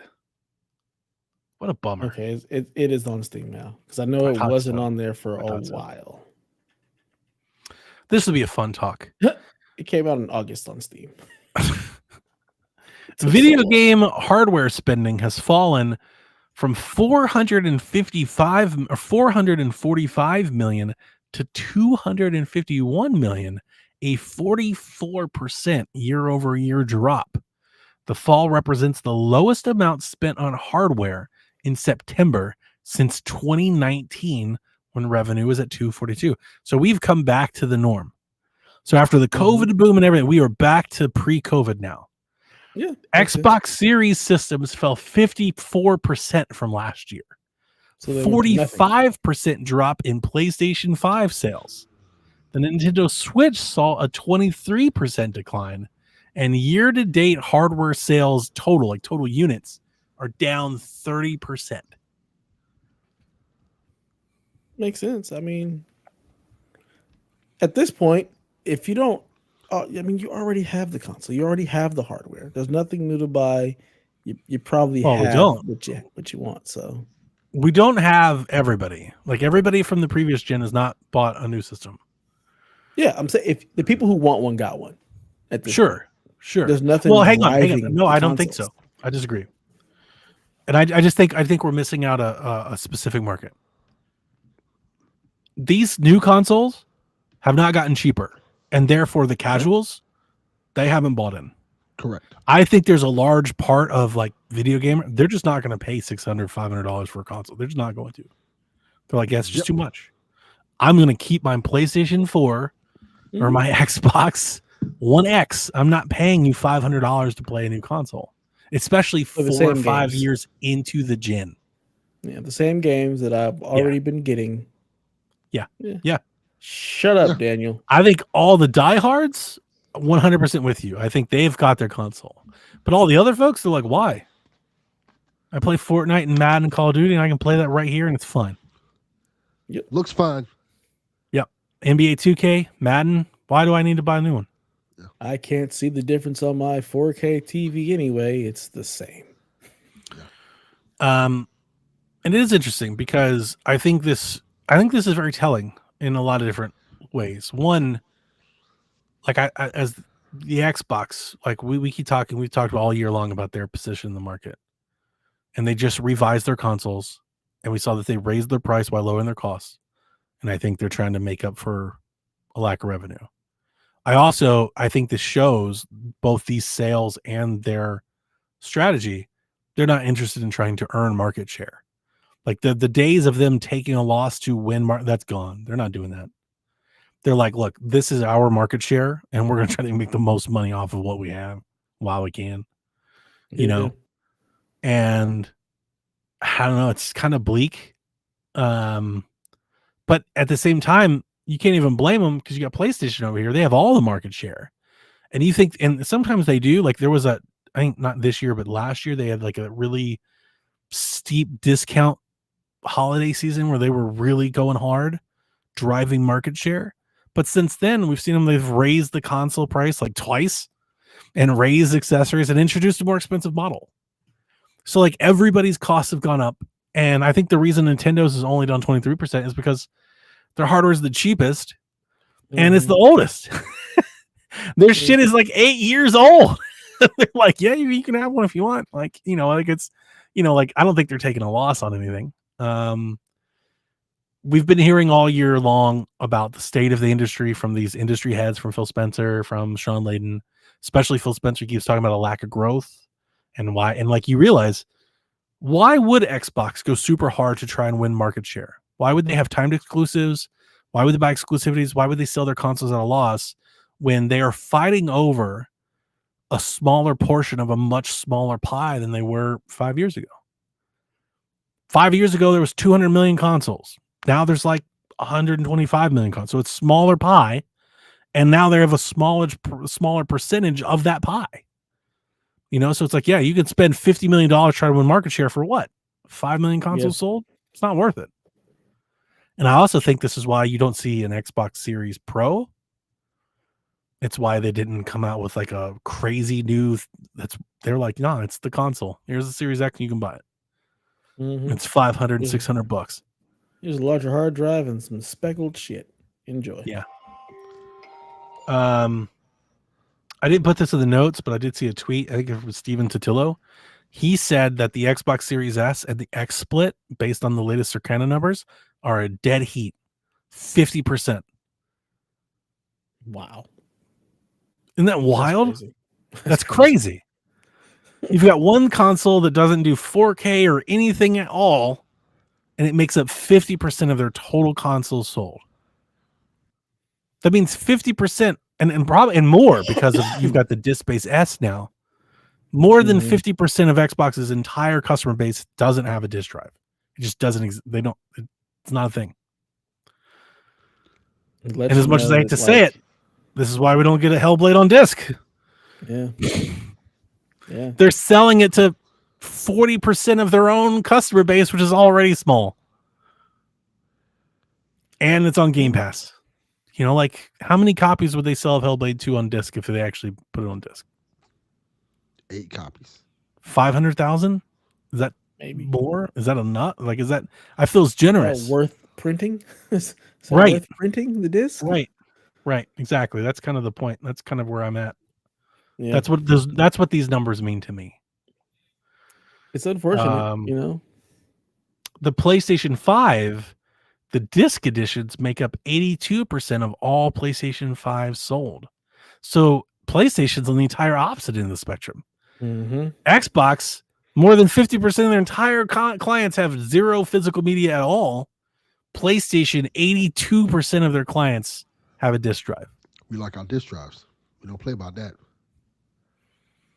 They really don't. People love buying them physical copies. Yep. Even though it doesn't really do anything. Doesn't do anything. It doesn't Well, do we like- anything at all. We like our Like, you're Blu-ray not- players. That's what it is. I would say the same thing for Xbox. Like as when I had my You would Xbox Series think X, I used it most You for my would Blu-ray, think so. but this But is you know proving that that's not the case. The But Xbox you know folks, what, they are though? very digital. Series S is way cheaper, and for that price, I'd be like, fuck it. You look I'll at buy these Blu-ray numbers. players. You look at these numbers, these splits in their market, and to me, I think, oh guys, DeJounte Murray broke his hand. He's out. Ooh, That sucks. Game 1. I look at these numbers and I go, why would the next Xbox be anything but digital? Just digital. Just go digital. And then the only thing that would stop them is the negative tweets that they would get from being a digital console. We're back to this again, huh? It's kind of a bummer. but like I said, that Series S and the price, it made the price it was costing at that time. Like at one point, it was like $199. Yeah, it's kind of gone back up a bit. Now it's like Yeah, $299 for the new one, the black I one. imagine a lot of those people bought those Series S's when they were $199. Like, I'll jump. I got mine. I'm not sure. I got my Series S for $169. Yeah. Wow. Was that last year where I was buying all my nephews like Series S? That was the year before last, because I bought my Yeah. Series S last year and you got yours the year before. Yeah, because it was so cheap. I was like, I'll just buy everybody a Series S. Yeah, I got my Most Series of S them on people eBay hooking for them up to them. $160 plus like $10 shipping. Is what I Most paid. people aren't going to realize the difference in like the visuals anyway. And if I take Like, if I that's take the photos thing. of NCAA football, it looks the same. Yeah. You can't Yeah. tell. You can't tell. It looks exactly the same. I'm sure you It's a can on very like Hellblade, which I play on my PC anyway.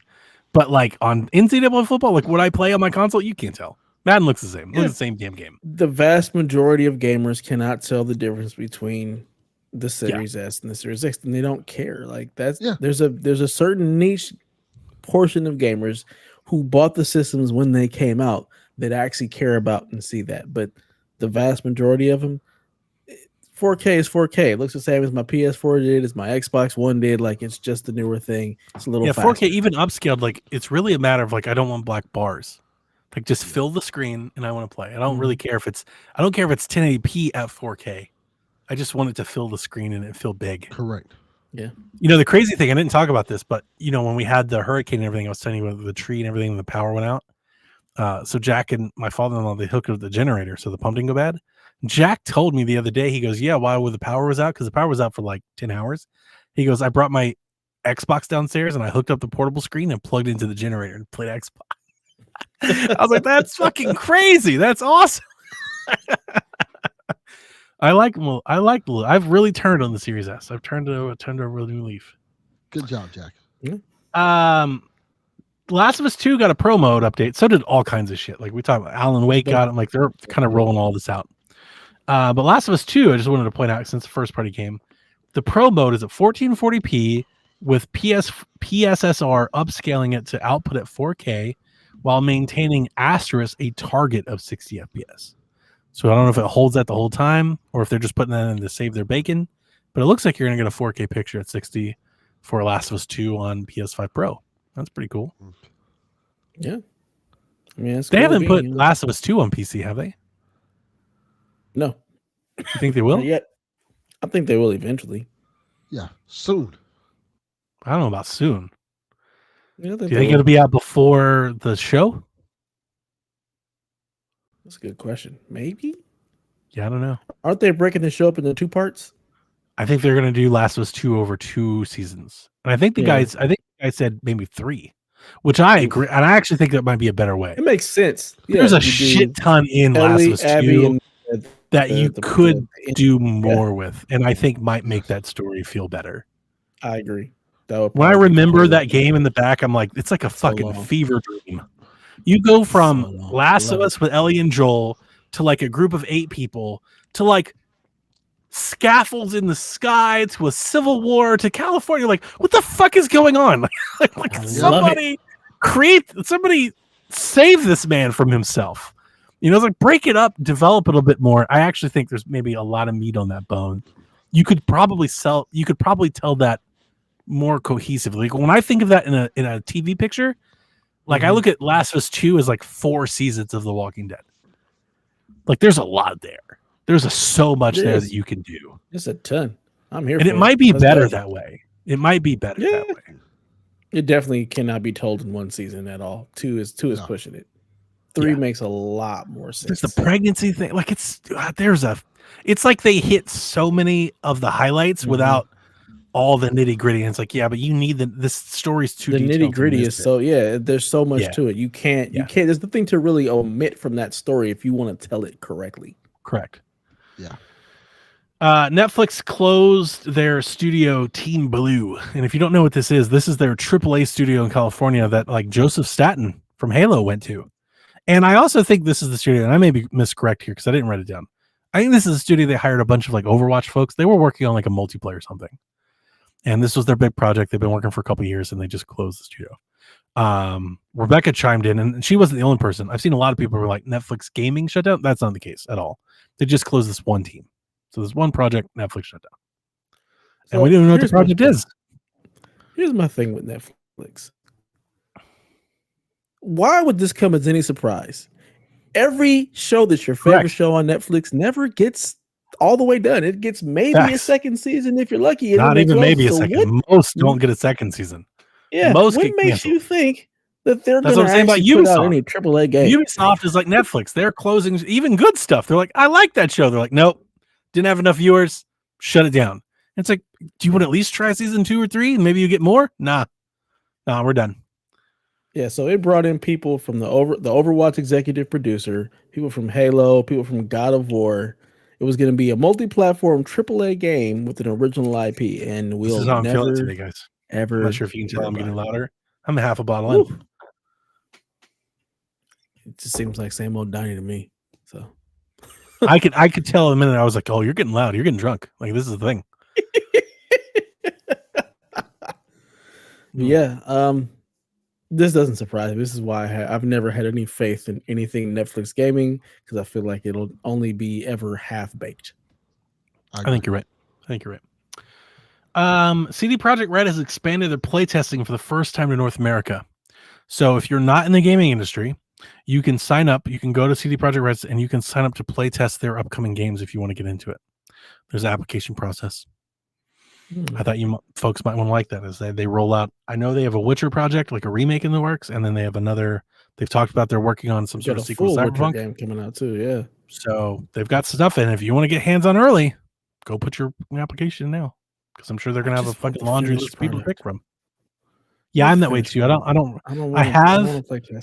So in our years of doing this, I have been selected, and I think I've talked about on the show before. I've been selected on a handful of occasions to play test some things. And what I've generally learned is I don't like that. I don't like demoing and like it kind of sours my outlook on the game overall to see it in such a rough state. I'm like, I don't want to do this. So I don't. No, thank you.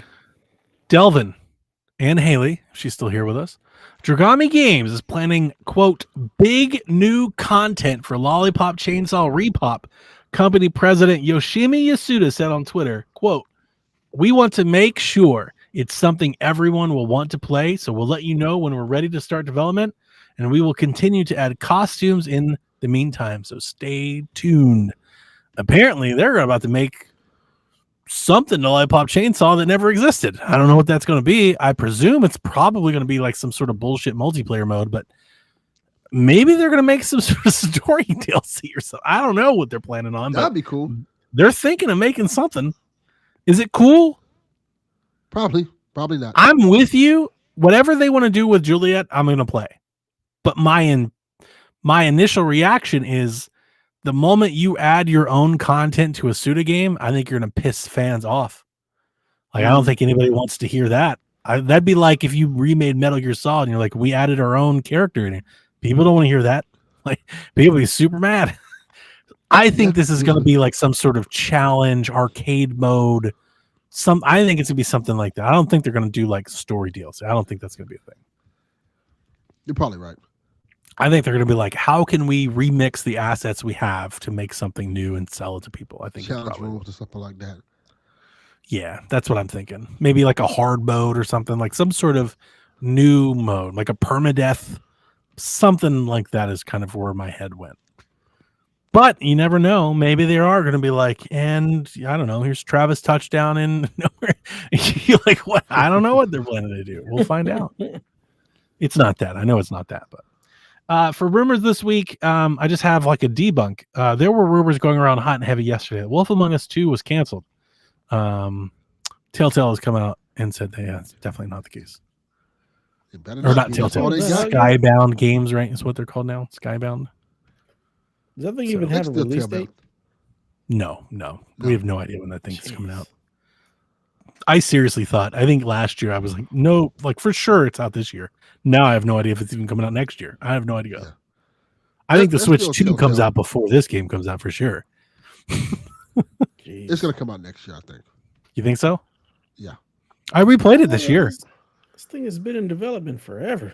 I replayed it this year on iPad. I still love that game. That game was great. Wolf Among Us is fucking awesome. Because you got to remember, Telltale shut down. Like completely. This is not what the they should do? Telltale. They should remaster it and give us like some prettier version of it before they release the sequel. Idea. Look, you remaster it and just make the engine work. I don't even need to look better. Just make the engine work. Make a new optimized, prettier version. Sell that before you release the new game. Like when you announce the new game, you should have a trailer and then a release date. And then at the end of that trailer, you should be like, and play Wolf Among Us Definitive Edition today. Yeah, like that should be how you do this. Cut the check, Skybound Games. I don't think it's Skybound. I think it's just Isn't that what they were called? It's Telltale. It's Telltale. Skybound, they bought the Telltale name, right? And they renamed, they rebrand. Yes. I got Skybound is the other people. The other people. Yeah, that's Robert Kirkman. That's his brand. Is it?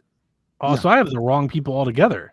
Yes, Skybound is Telltale. Oh, my bad. Somebody I thought Skybound bought Telltale and like rebranded as Telltale. Skybound's making the Invincible. Skybound is who did Telltale, who did like the final season. Correct. Mm-hmm. Thank you for the correction. Yeah, I got that completely I got it all wrong. And Dev, that's the news, buddy. Sweet. All right, Rude has a scoring update. He says Donnie and Devin got the underwrite on A Quiet Place: The Road Ahead. So score is the Rude didn't screwed Ronnie or Donnie. Donnie screwed Donnie. Delvin, did you play that game? Yeah, I'm playing it now. That's another game I'm playing. Talk about it? Did I miss it? Did I forget? No, I'm not talking. Drunk? I don't want to talk about it yet. Is it better or worse than Kong? It's better than Kong. Okay, that's good. But I don't want to talk about it yet because I have not got to the creatures yet. Okay. I want to wait till I get to the creatures first. Score is the Rude didn't screw Donnie. Donnie screwed Donnie at 43. That's some Vince McMahon so shit far. You would say. Delvin with 41. I like it so far. He wasn't on the show that day. Devin with 40. So we all have new nicknames here. It really should be like 43, 27, 30. No, just counting. So the over-under for today, 6.5 more NBA games that Bronny James plays this year, not counting last night. And there are 29 games remaining for the Lakers in 2024. Does he play 6.5 or more of those games? Way over. Yeah, I don't see him. That's the easiest point I've ever gotten. Yeah, 100%. He's going way over. He's playing, they're barring an injury, which you never know, but 6.5 is super low. Yeah, he's gonna play. Bronny's gonna have 6.5 by Christmas. like it's gonna be real early. Yeah, before 100. Oh, hang on, it's October. Bronny's gonna have 6.5 by the end of November. Yeah. He's playing every game. Getting a bunch of DMPs. Yeah, because it's an event. He's playing every other stadium. They're gonna have this father-son moment for every fan base. And guess what? I'm here for it because I watched it last night and it was fucking dope. It was awesome. The first time anything like this has ever happened. Yeah, it's crazy. You have to think about it. It's only ever happened like one other time, and that was in baseball with the Griffies. Like this, and I don't understand why people are against it. Like when Tiger tees it up with his kid, people eat that shit up because they just want to hate on LeBron. That's really LeBron what it boils down to. Well, that's bullshit. Fuck you, Dan. D-Life. Yeah. All of a sudden, you care about hate. If it was Lonzo's kid in the Bulls, you'd be all about it. Oh yeah, if it was LeVar and Lonzo playing, you'd eat that up. Yeah. All of a sudden, now I care about the 56 pick in the draft. Speaking of sports, after last week's podcast, my Browns have completely imploded. Yes, Deshaun Watson's Achilles blew up. I think they're about to fire the coach. We're about to play Jameis Winston. Like, it's all gone shit.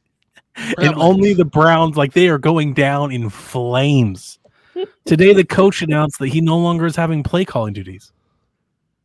He was adamant when they hired the new offensive coordinator. He's like, I'm still going to call plays. And out of nowhere, like, unbeknownst, the media didn't even ask. That's how much he was like, in the beginning of the year, one of the beat reporters was like, are you still going to call plays? And he was like, I really wish you'd stop asking me. I call the plays here. And today at the press conference, he was like, we're playing Baltimore this weekend, and I just want to let you all know, I'm not calling the offensive plays. It was like, what the fuck? Not my fault. Listen. And if you guys don't care or don't know what this is about, our coach that we currently have, the Browns coach, is not only the most winning coach that the Browns have had since the expansion in 1999, he is the 2-time coach of the year, ranked by the other NFL coaches, and we were about to fire him. Yeah. What? The Browns are browsing in Browns fashion, and like, and you want to move to another team? You know you can't do that. You can't go anywhere. Nobody like them. Nobody goes down in flames like they do, man. Like, they are the best at this. It doesn't even make sense. They hired a new offensive coordinator because Kevin's offense didn't fit Deshaun. Deshaun ruptures his Achilles, and the guy whose offense doesn't fit Deshaun turns over play calling duties to the guy whose offense they hired for Deshaun when he's not even there anymore. Why? Oh, I love it. It's the best.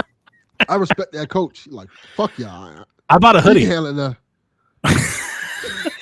Yeah, you I did. I bought a hoodie. I was like, you're Browns for good. There's no I always have been. I'm like, yeah, no, I can't leave. You can't go anywhere. You got. I hate it. I hate it, but I can't. I can't go. It's an abusive relationship. I can't. Yeah, you know? I get it. You're I get getting it now. beat, and you just can't leave. It is what it is. Yeah. Maybe we'll draft a quarterback. It'll be great. Of course we will. Of course they'll draft a quarterback. I just hope it's not Shedeur. I don't want any part of Shedeur Sanders. That just seems like a problem. I don't want Dion being like, the left tackle sucks. And then all of a sudden, like, I feel like if we get Shedeur Sanders and we'll play him and we'll go like 4-13, and then all of a sudden Deion Sanders will be the coach of the Browns. And he'll be like the GM of the Browns. Like, I'm like, oh my God. But isn't that's the Browns way? It is. You know where this is going to go. They'll fire everybody and they'll just hire Deion Sanders. He was like 13 and 30. This is how Deion gets to the NFL. Yep. Oh my God. Oh, that's good stuff. So over under 84.5 for Indiana Jones and the Great Circle. Machine Games Wolfenstein The New Order got a 79. The New Colossus got an 87. And Youngblood, which he says he does not think they developed, got a 69. They did Youngblood. I thought they did. I don't think they did. Really? Somebody else made a Wolfenstein game? That's the bad one. That's the Oh no! It is. Well, here's the thing. It was bad when it released. Kevin play that. They patched it and they made it better. Because essentially what they did is they tried to do the Far Cry thing, where they tried to make the ammo like enemies weak to different ammo types. You had to keep switching ammo, and people were like, "This is me and one of them." No, Machine Games developed. And nobody makes Wolfenstein but them. Like the Machine Games made Wolfenstein. It was Machine Games and Arcane Lion. That's what Leon, whatever. Yeah, Lion. Such an American thing. Arcane Lion. Arcane Leon, the French man. Well, what did you call the new Ghost of Tsushima game? Okay, like, I would like to answer last because I think I have a unique answer. If you guys will allow me to not pick first this time. No. Fuck that! You got to pick first. Yes. Really? Yeah. Really. I don't want you guys to be like what he said. Yes, that's exactly. All right. So here's my thing. I'll pick. I'm taking the over because here's why. Okay. On Xbox, it's going to review like 65. But on PlayStation, it's going to review like 98. So I'm taking the over. I think they're going to cancel each other out, and we're going to be over the average. Well, the problem is this ends this year. It doesn't come out for PlayStation this year, so all we have is the Xbox. Oh, fuck. Never mind. I'm taking the over anyway because it's Indiana Jones. And I'm taking the under. I don't think it's going to be great. Nothing about that game to me looks awesome. I think it's going to be average. I'm going to take the under too because I think the average is going to come out to like 78.5. That's what I think. It's going to be like 78. There you go, Delvin. That's your winning point. We'll see if you can get it. All right. But then guess what? Then it's going to come out on PlayStation and it's going to bump the whole Metacritic up to like 87. It's going to be amazing. It's going to have a pro version. It's 78.5 on Xbox, 88.9 on PlayStation. Mm-hmm. The Switch copies in the review at like 92. You're muted, Delvin. Like it's going to go way up. You're muted, Delvin. You're talking, but you're muted. So you're still muted. There you go. Still muted. No, I'm not muted. There it is. You goddamn buy a new microphone. No, that wasn't the mic. That was me. He's like, is a user error. Yeah. ID 10T. All right. Snurts, he says, you all have the money and influence. Did we do this already? We've been asked this question 5 times. You all have the money and influence to make it happen. What's your dream game? Do you guys know yours? Because I have mine at the ready. I don't have mine. I've said this a bunch, and I've had a lot. We've been asked this question over and over again, so I've really honed in on it. I want a golf game that has an Animal Crossing building element to it. I want to be able to build courses, to have some sort of village sim, and then be able to visit other people's villages and golf courses and play them and have like multiplayer tournaments and shit on. Like essentially what I want is Animal Crossing meets Sid Meier's Sims Golf. Like bring them together, and that's literally like the perfect game. 100%.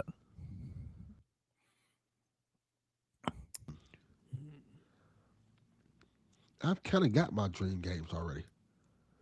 Like Delvin said you can keep it. You know what? Delvin said pass. I got one that's kind of off the wall. There we go.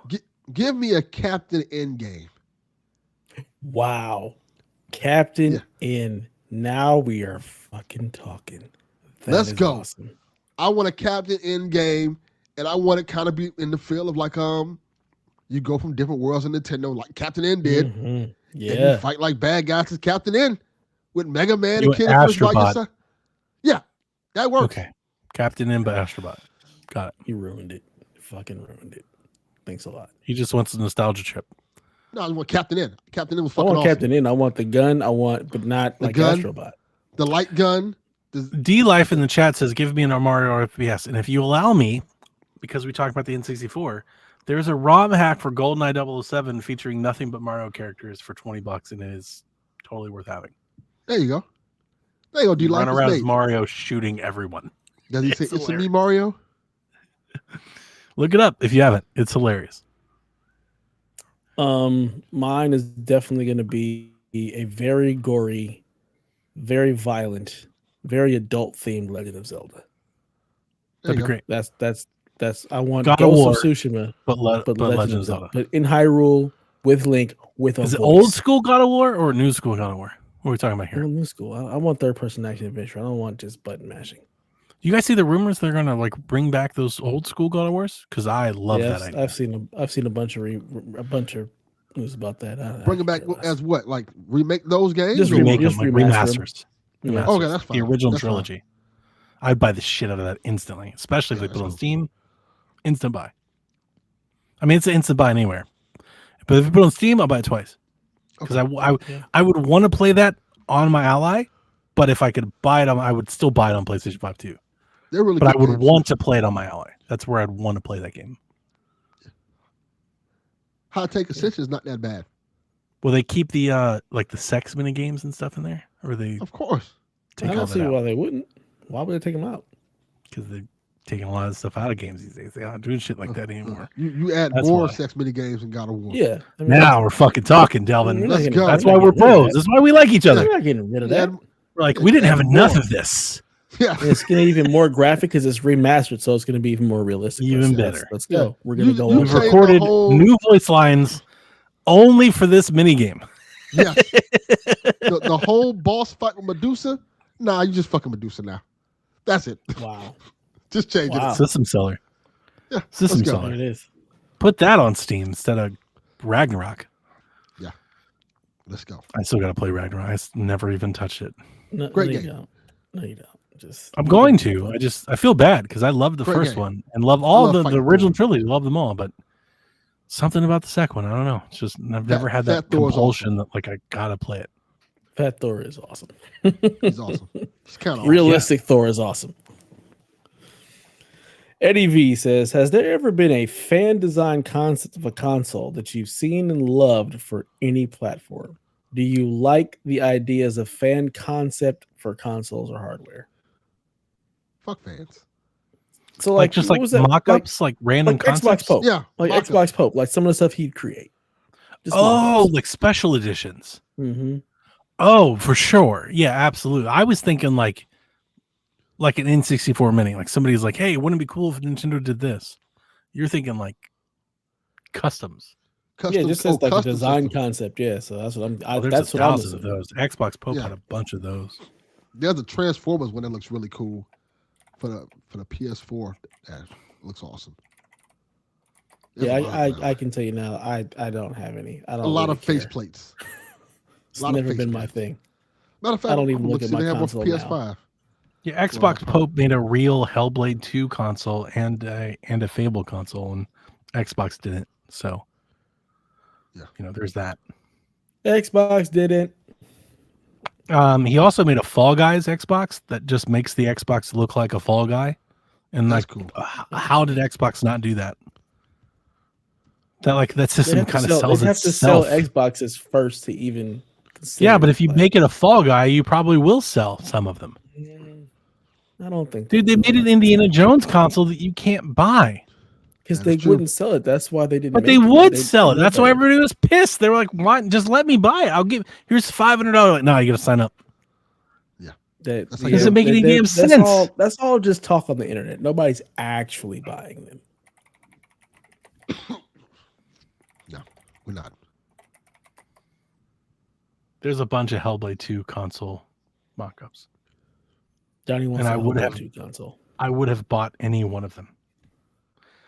I didn't even have to like it. They could I could have seen it and been like, "That's an ugly design." They're like, "But this is the Hellblade 2 official," and I would have bought it. Take my money. Yeah, I would just be like, "Here you go. Here's the money. Thanks." I just want it. I just want it for the shelf, and they were like, "No, you can't have it." They clearly don't. Pretty want much. Money. That's the reality. Damn shame. Hellblade has really broken me. I'll never forgive them.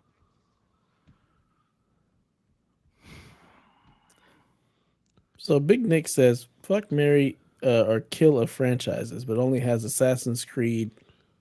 Oh, sorry, Assassin's Creed, Far Cry, Resident Evil. Because it's tough. Fuck, marry, kill. I don't have my answer. Mine is pretty easy too. You want to go first, Donnie? Want me to go first? I'll go first because I feel like I'm the most, because I'm somewhat tormented because I don't like having to kill off franchises that I am, but it's probably true. So I'm going to fuck Assassin's Creed. I'm going to marry Far Cry and kill Resident Evil. Interesting. Delvin, you're muted, sir. You're muted. I knew he was going to pick that. No, I'm here, Delvin. No, he was muted when he was talking. His mouth was, was muted. No, I was just doing like the martial arts movies. So let me ask you this. Before you answer, when you say fuck Resident Evil, you mean like you're fucking the women of Resident Evil? Because that's not... Yes. Okay, You're well, if fucking- that's what you're you fucking- mean, then I would change my answer to that too. Like it's You're like fucking the fuck disc. Mary Kill. Okay, I just want to make sure that Delvin's not like, yeah, I'm gonna fuck Ada Wong, because I'm like, that's not the answer. That's I not the wasn't gonna say question. that. Okay, I just want to make sure before you answered. Not a bad idea. Right? No, I know, because I was gonna No, no. say if we're fucking the people in the game, then of course, like we're putting Resident Evil, but no. Yeah. And I hate to say that because literally, if it wasn't for Zelda, Resident Evil is like that pivotal game for me in my younger, like it was the base of why I got into games. See? But as it's gone on, I couldn't miss out on Assassin's Creed and Far Cry for Resident Evil. I couldn't do it. I think I'm going to go the opposite direction. If you, I'm going. Sure, I'd expect I'm everybody to gonna- go the opposite. I'm going. No. Fuck Marry Far Resident Cry. Evil. I'm marrying Resident Evil, Cry. and I'm killing Assassin's Creed. I thought that would be the general answer. Yeah. Yeah, no, Resident Evil is getting murdered. Get out of here. I never want Yeah, to see Dev you doesn't again. like spooky games. I don't even need to know you He's a ever coward. existed. You can peace out. No, it's not even that the games were scary to me. As I D-Life just says, didn't killing enjoy Resident them. Evil is crazy. I never enjoyed them. The tank controls, like everything about Resident Evil, We haven't done that in made like me a decade. not want to play. They've been going like forever. It's been a long time since Yeah, that's no. happened, man. What I'm saying That's is like that since was the my Wii. entry, and I've never since the PlayStation. Let's keep it real. Since the PlayStation. So Been a while. it totally turned me off to the franchise. So I just never got into them. So I have no love for that franchise at all. So I have a lot of love, but not enough to get rid of Far Cry. I love Far Cry too much. Yeah, My thing I'll fuck Far Cry and marry Assassin's Creed because Assassin's Creed I really appreciate that genre. You know what you're getting out of Assassin's Creed. It always delivers. my thing is there's more Assassin's Creed games I'm just like mad on than I like. There might be more Resident Evil games. I love Resident Evil. There might be more Resident Evil games than Assassin's Creed. I'm sure that's not the case, but like there might be if you count Umbrella Chronicles and all the light gun games and all the remakes and all the like there might be. There's a shit ton. Definitely more. Like there's like also been around a lot there's longer. like 2 or 3 versions for every Resident Evil game. There's like Resident Evil, like the proper game, and there's the remake and the remaster, the one they did with motion controls. Yeah, it's just so fucking the remakes. There's so many of them. But there's like a lot of Assassin's Creed games I don't give a fuck about. Like I just don't care. Like which one? I bet you there's more Resident Evil games you don't care about versus Assassin's Creed games because there's so don't many really care of that them. much about Syndicate. Have you Creed played them? Yeah, I played them. Syndicate is fucking awesome.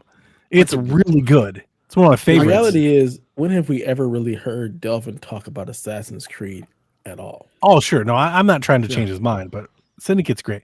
So I just typed in how many total Resident Evil games are there, and I have no idea if this is even true or not. But it says there's 30 or 30 Resident Evil games. There's a lot more than you think. Yeah, it's a lot. There's like DS games. Like there's a shit ton, man. There's a lot. Let me type in a total Assassin's Creed games. I wonder who has many. Probably more. 15. If I was to guess. Nah, because Assassin's Creed had like those 2D games and stuff, so there's probably more Assassin's Creed games. 14. Bingo. 14? Wow. 14 is. I have no idea if this is right. Many. Hang on. This is the wiki. There's 13 mainline games, multiple spin-off games. They don't define it. That's how Resident Evil is. So I don't know what that means. There's a lot. Yeah, there's a lot. There's not as many as Resident Evil. It's not even close. 13 Assassin's Creed games and 17 spin-offs. What are the 30? That is spin-offs? It's like the same. They have like the same amount of games. That's what I was saying. There's a lot. Yeah. There's a lot. Ridiculous. That's what I was saying. There's a lot of Assassin's Creed games. I can't believe you're going to come on our podcast and hate on Syndicate like that. You need to replay Syndicate soon. No. You need to pull out that Ally or that Steam Deck and put Syndicate on it and enjoy the greatness that was that game. I'll play the other ones that they made. The one that you love. What's the one that you love Valhalla. so much? Valhalla. I'll play that one. Valhalla's amazing. I'm way more interested in Syndicate than I am Valhalla. Syndicate's great. Now, here's the thing. Deep Assassin's Creed fans, they love Unity, especially if you can get like a non-patch version where you can run it with an unlocked frame rate.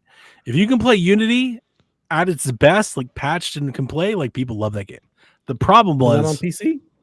The problem was, but I think it's locked at 30 maybe on PC. The problem was when they patched it and locked it to 30, the performance of the console at the time sucked. But if you could unlock it and play it like modern standards, if you can play Unity on modern hardware, people are like, it's actually great. If you can play at 60, it's a great game. Yeah, I've read that a lot. So yeah, that's like a thing. But I played Unity when it came out. I was like, this is trash. So I'm with you, Dylan. I never played it. I'm playing this broken ass mess. They were like, look how many people on screen. I was like, I don't care. It runs at 13 frames a second. Maybe take some people off the screen. Yeah. Put the people. You were focusing on the wrong part. Yeah. The people that's on the screen, take them off. Yeah. It's kind of like Dead Rising. You know, like tone it down so the shit runs better. How about that? Yeah. But Valhalla's, the pug. Valhalla's Fuck you, Cow the Pug. Thank you. He's What back. are your early NBA Finals predictions for this season? Are you just gonna skip over Mike's question like that? Yeah, he really did skip over Mike's question. He just went right past it. That's a great Just question. sailed right past it. Stupid. Mike chimes into the show. He says, "How many dicks does Goro have?" So Here's my stupid. question I'm going to answer Mike's question on the question. Why are we assuming Goro has more than one dick just because he has arms? He doesn't have 6 heads. That's a good point. Why do we think he has more than one dick? Why do we assume that he has a dick? Facts. He's like an alien. Well, I don't know. There's a Shiva, right? So there's got to be, like, there's more than one Goro. So there's got to be something. Something there. Something's got to be going on. Maybe You can't have like 2 magic. of them. Like, Maybe 1 Goro- is an anomaly. 2 is a trend. Like, you can't. 2 is too many. Is Goro hatched out an egg or some shit like that? He could, Could be. Fuck. you know? Lord Snurts. I know his search history. Lord Snurts has tentacles. Very accurate. Good job, Snurts. God. You're making me proud. Glad we brought you on PSXP. This is the content we need. Ridiculous. Okay. I'm going to say... Hang on. Let me go back. Yarden says, what Far Cry games do you care about? 5 and 6? Far Cry's getting murdered if it's me. Far Cry 5 is enough. Nobody asked you, Yarden. For me, right? Far Cry 5 is enough. Of all, like, Far Cry 5 is it. You had me at Far Cry 5. I also 3, love New 4, Dawn. 5, and 6. I like 6. I'm down for 3. Yeah. I didn't like 4 as much, but I'd still rather play 4 than Resident Evil 6, than Resident Evil 5, you know, than Resident Evil Umbrella Chronicles, than Resident Evil, you know. None of us disagreed about Far Cry. So We're all like, Far Cry stays. Yeah. I don't know, Froggy. Is my webcam fixed? I don't know. Is it fixed? He's here. He hasn't gone away. It's fixed? I don't know. I bought some $23 webcam on Amazon from China. Is it fixed? I don't know. Looks good. You tell me. You're looking at me. Dev I'm didn't not. answer I'm the not question. Dev, how many dicks does Goro have? None. We need to put you on the record. None? So I'm at 1. Dev's at none. How many dicks does Goro have, Delvin? You know what? Delvin's about to be like 18 dicks. I'm gonna like he has as many dicks as his arms. We have 6 arms. 4. He has 4. Okay, 4 dicks. Jesus Christ. I don't know. I don't know how many fucking arms Goro has. He's a G.I. Joe figure. He's got nothing there. He's like Ken. There's nothing there. He's about to just beat the shit out of Liu Kang with dicks. Yeah, I like it. I In respect it. Delvin's universe, absolutely. You're gonna beat the shit out Delvin of just Sonya made with a it. porn. Basically. Yeah, I'm definitely drunk. This is good. Good. I feel better. Thanks, guys. Good. You're welcome. So Cal the Pug says, who's going to the finals?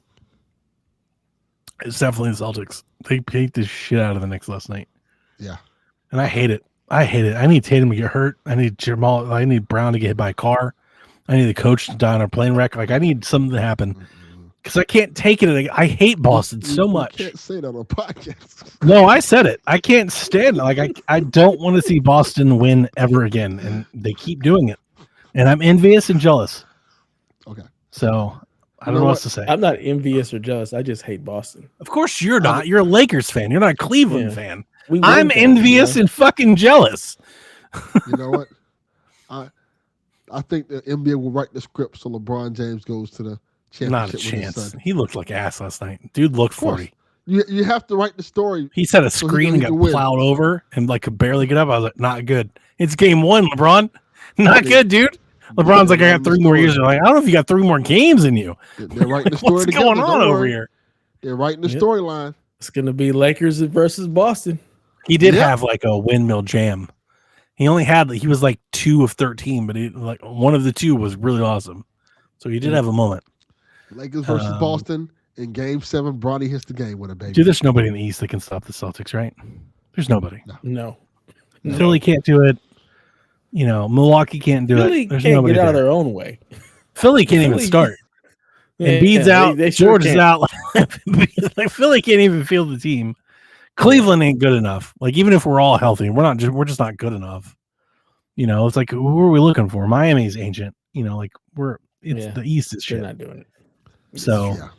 And they're not shit. The East is good, but like not Celtics good. They're not good. Celtics are a whole other level. Unfortunately, It's the Celtics and everybody else. Yes. And the Knicks were like that team. You're like, okay, they were supposed to be the ones. They got Cat, and then the Celtics straight up punked their ass. Sure did. Beat the shit out of them. It's like, I don't want to hear from the Knicks fan again until they win game 1 against the Celtics. It's like, y'all need to shut the fuck up until y'all win a game against the Celtics. I agree. Because right now we're all playing for second. Mm-hmm. Who's coming out of the West though? It's not the Lakers. Y'all are crazy. The Lakers, not even a chance. Not even a little bit. I have no idea. Maybe I'm gonna Dallas Celtics again. Dallas. Oh, well, look at us. Again. Look at us. Yeah. I was gonna pick Dallas. I want to pick Denver, but they lost too many folks. Dallas. I'm gonna go with Dallas. I think Dallas. Yeah. Unfortunately, watch Dallas be like the boring. fucking 11th seed. Yeah. That'd be our luck. Boston versus Dallas. It's gonna make me stop watching basketball. Yeah, I don't want to watch that again. That's boring. Yeah, I'm not interested. Yeah, but Luka could do it though.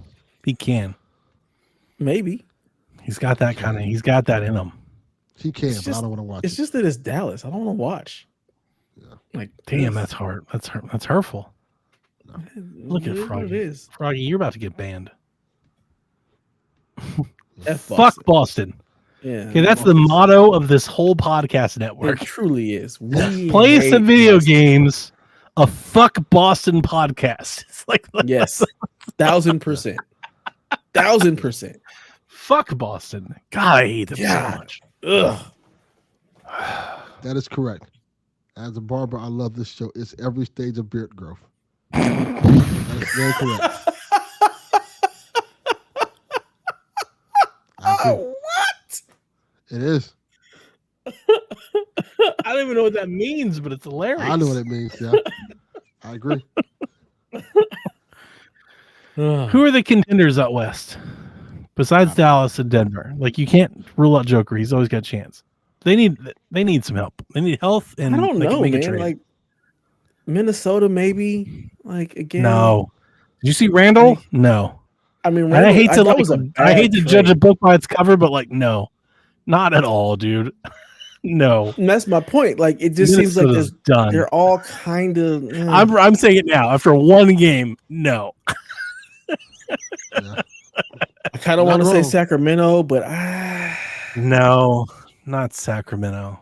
That's my point. Like, I can't go with Phoenix because they just can't figure it out. No, definitely not. And that's my point. There's nobody in the West. Like, they're all kind of middling, and I don't think any of them have what it takes to beat Dallas. Thunder or Denver. That's the team we're missing. We need the Thunder. We need Thunder to rise up and kick Boston's ass. PSVG for the Thunder. Rooting for the Storm. They need to make the leap. They need to take the leap and then dominate. Can't do it. I can't root for them either. They got Caruso. So? Nah, I'm a Thunder fan. Fuck Boston. You just like the colors. No, I don't even give a shit about the colors. I hate Boston that much. I'm just rooting. I just want to believe. I want to believe that anyone else can beat Boston. That's all I want. And the Thunder are the only team that actually I think can. They're the only team that can, like, 9 versus 9 stack up against Boston. Right? Yeah. Who else can? The Cavs can't. Indiana can't. Denver can't. I just need Boston to beat themselves. Milwaukee can't. The fuck? I don't even know who Milwaukee's starting anymore. I don't know. I have no idea. I don't even know where the Heat are. Did he play basketball anymore, Delvin? What happened to Miami? They were good, and then they just disappeared off the face of it. They were good, and they were the Hawks. They were like Eastern Conference Finals, and then they were the Hawks. Said y'all are the what happened? Hawks. In one offseason, they went from DeJounte Murray to Joe Ingles in one offseason. What happened? Ooh, not Joe Ingles. I was making fun of his ass last night. This man looked like he walked out trying to play pickup church basketball. Have you seen Joe Ingles lately? I thought he retired 4 years ago. No, he's bald and all. I was like, "What? Who is this?" And Jack was like, "That's Joe Ingles." Like, that's Joe Ingles? Why does he look like me? Why does he look like your dad? What? Not good. Like he's always kind of looked that way. Well, he looks a lot that way now. Like he looks like he has no business being in the NBA now. That's a real problem. Oof. Yeah. Oof. All right. One more question and we're getting out of here. Yes. TPR. No, hang on. Two questions. I don't want to do this one. No, Okay, hang on. This is gonna take too long. Is it? Okay. Yes. Okay, never mind. As long as we're doing TPR's question. You don't want to miss Coach Mo?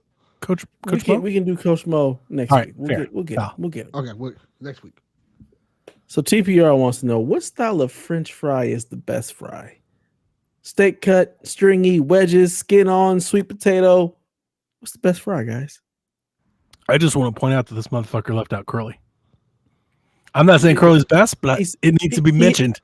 He has etc. So Curly is implied. No. Curly does not get etc. Yeah, no, that's a whole different thing.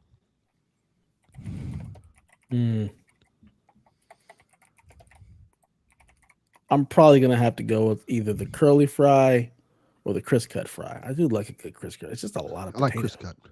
Crisp cut is really nice, but curly is something special about those. I used to love, in its prime, Rally's fries. I still love Rally's fries. Absolutely, Rally's fries are bomb. That's not a style. Rally's out there. It's just Rally fries. Our Rally's turned to Checkers. Yeah, it's right. Checkers. Same thing. And it's not the same now. I'm with you. They're good fries. It's like they stopped caring. But what style of fry? That's not a style of fry. It's right? not a style. Yeah, that's just the seasoning. It's just their seasoning. It's not a style. They're straight cut fries.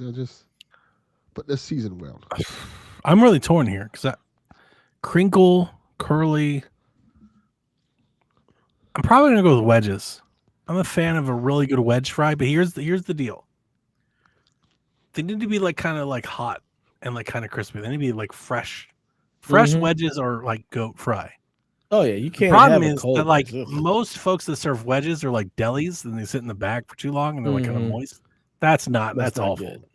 But when you get fresh wedges, they're kind of hard to beat. They're really great. Yeah. Great dippers, great hand. Loves a wedge cut. It's not as much as a steak cut, where it's so much potato. It's like a nice happy medium. Yeah, those are good. But yeah, I'm probably gonna go with the curly for me. Curly fries. Yeah, I like it old school. Skinny fries. It's a solid pick. Crispy. Let me ask you this: is potato skin a fry? No. Okay, I don't know why. Because it's like if you order potato skins, how's that not a French fry? It's the same thing. Are we talking about the same? Like when I get a potato skin, it's like the cup shape. It's a potato. Yeah. It's a potato. It's a baked potato. Fried potato. It's a baked potato with cheese and bacon and stuff on it, and you can get loaded fries. That's a baked potato. That's a different thing. Okay, all right. Then I'll stay with my answer. I'm a wedge guy. That's a good question, though. I kind of think potato skin is pretty. Take it to the polls, baby. Yeah. D-Life says waffle fries. Like Chris Cut. We don't respect anything D-Life has to say. His answers are never valid. You can just stop it. We don't respect D-Life. Null and void. We don't respect null and void automatically. Lord Search your cloud fries out of here. It's skinny fries like the Steak and Shake fries because my wife loves that shit, and I'm not a fan. I'm not a Steak and Shake fry guy. When I hear skinny cut, I'm just thinking like a McDonald's fry, just a basic.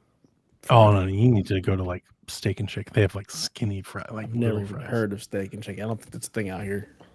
Interesting.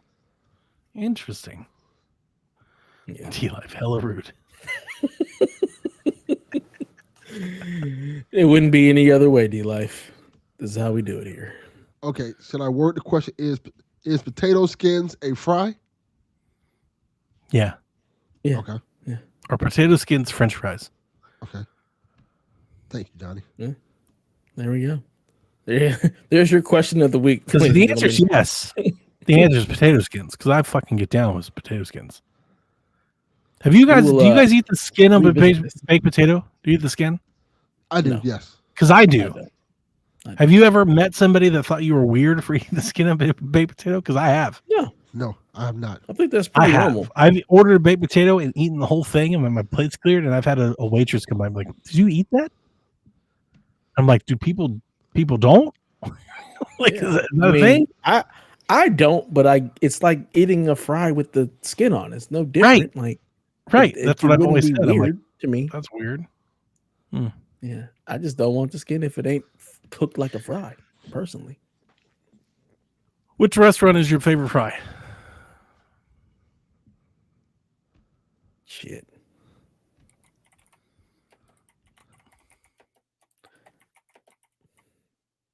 Honestly, it might be Carl's Jr. right now.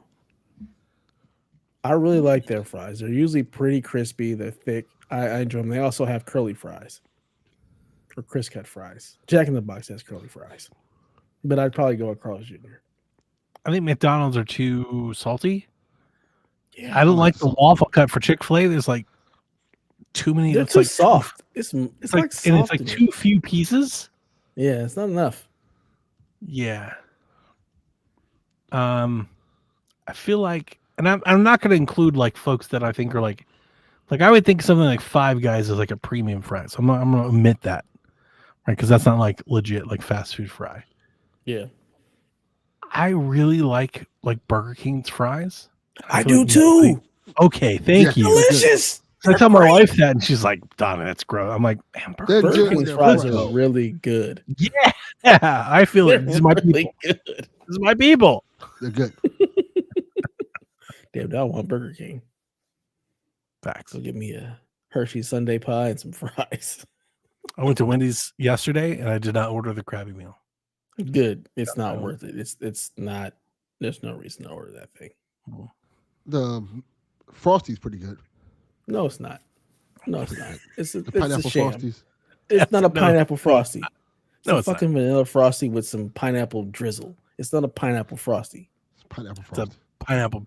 pineapple sundae. That's more accurate. It's more like a pineapple sundae. Dairy Queen pineapple sundae. Stop being a Squidward. First of all, handsome Squidward to you, sir. Here we go. 5:20 a.m. here in the UK. Look at that Reese looking all crispy. That new webcam. Yeah. You love to see it. B-Mock that. I love that he's up drunk. at 5:21. He's intoxicated. That's what he is. He is definitely intoxicated. It's great. 100% I am. Yes. There's been many trips to the bathroom tonight after I go to sleep. We are going to wake up at like 2, 4, 6. Hungry. No, Coach. You work from home tomorrow?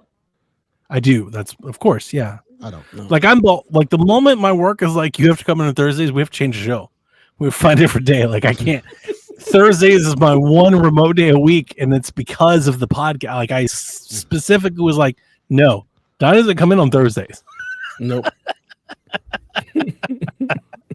Because I'm drunk at 2 a.m. Like that. Like, yeah, Donnie doesn't come in on Thursdays. Can't do it. It's hilarious. Awesome. Well, until next time, ladies and gentlemen, poor Coach. Play some video games. Nobody's sleeping in the middle of the bed. The middle of the bed is only where you do the business. But when everybody's ready to sleep, it's the side of the bed that can't be beat. It's the middle of the bed where lovers meet. But when it comes time to slumber, it's the edges. Ooh, ooh, ooh, the edges. Edges.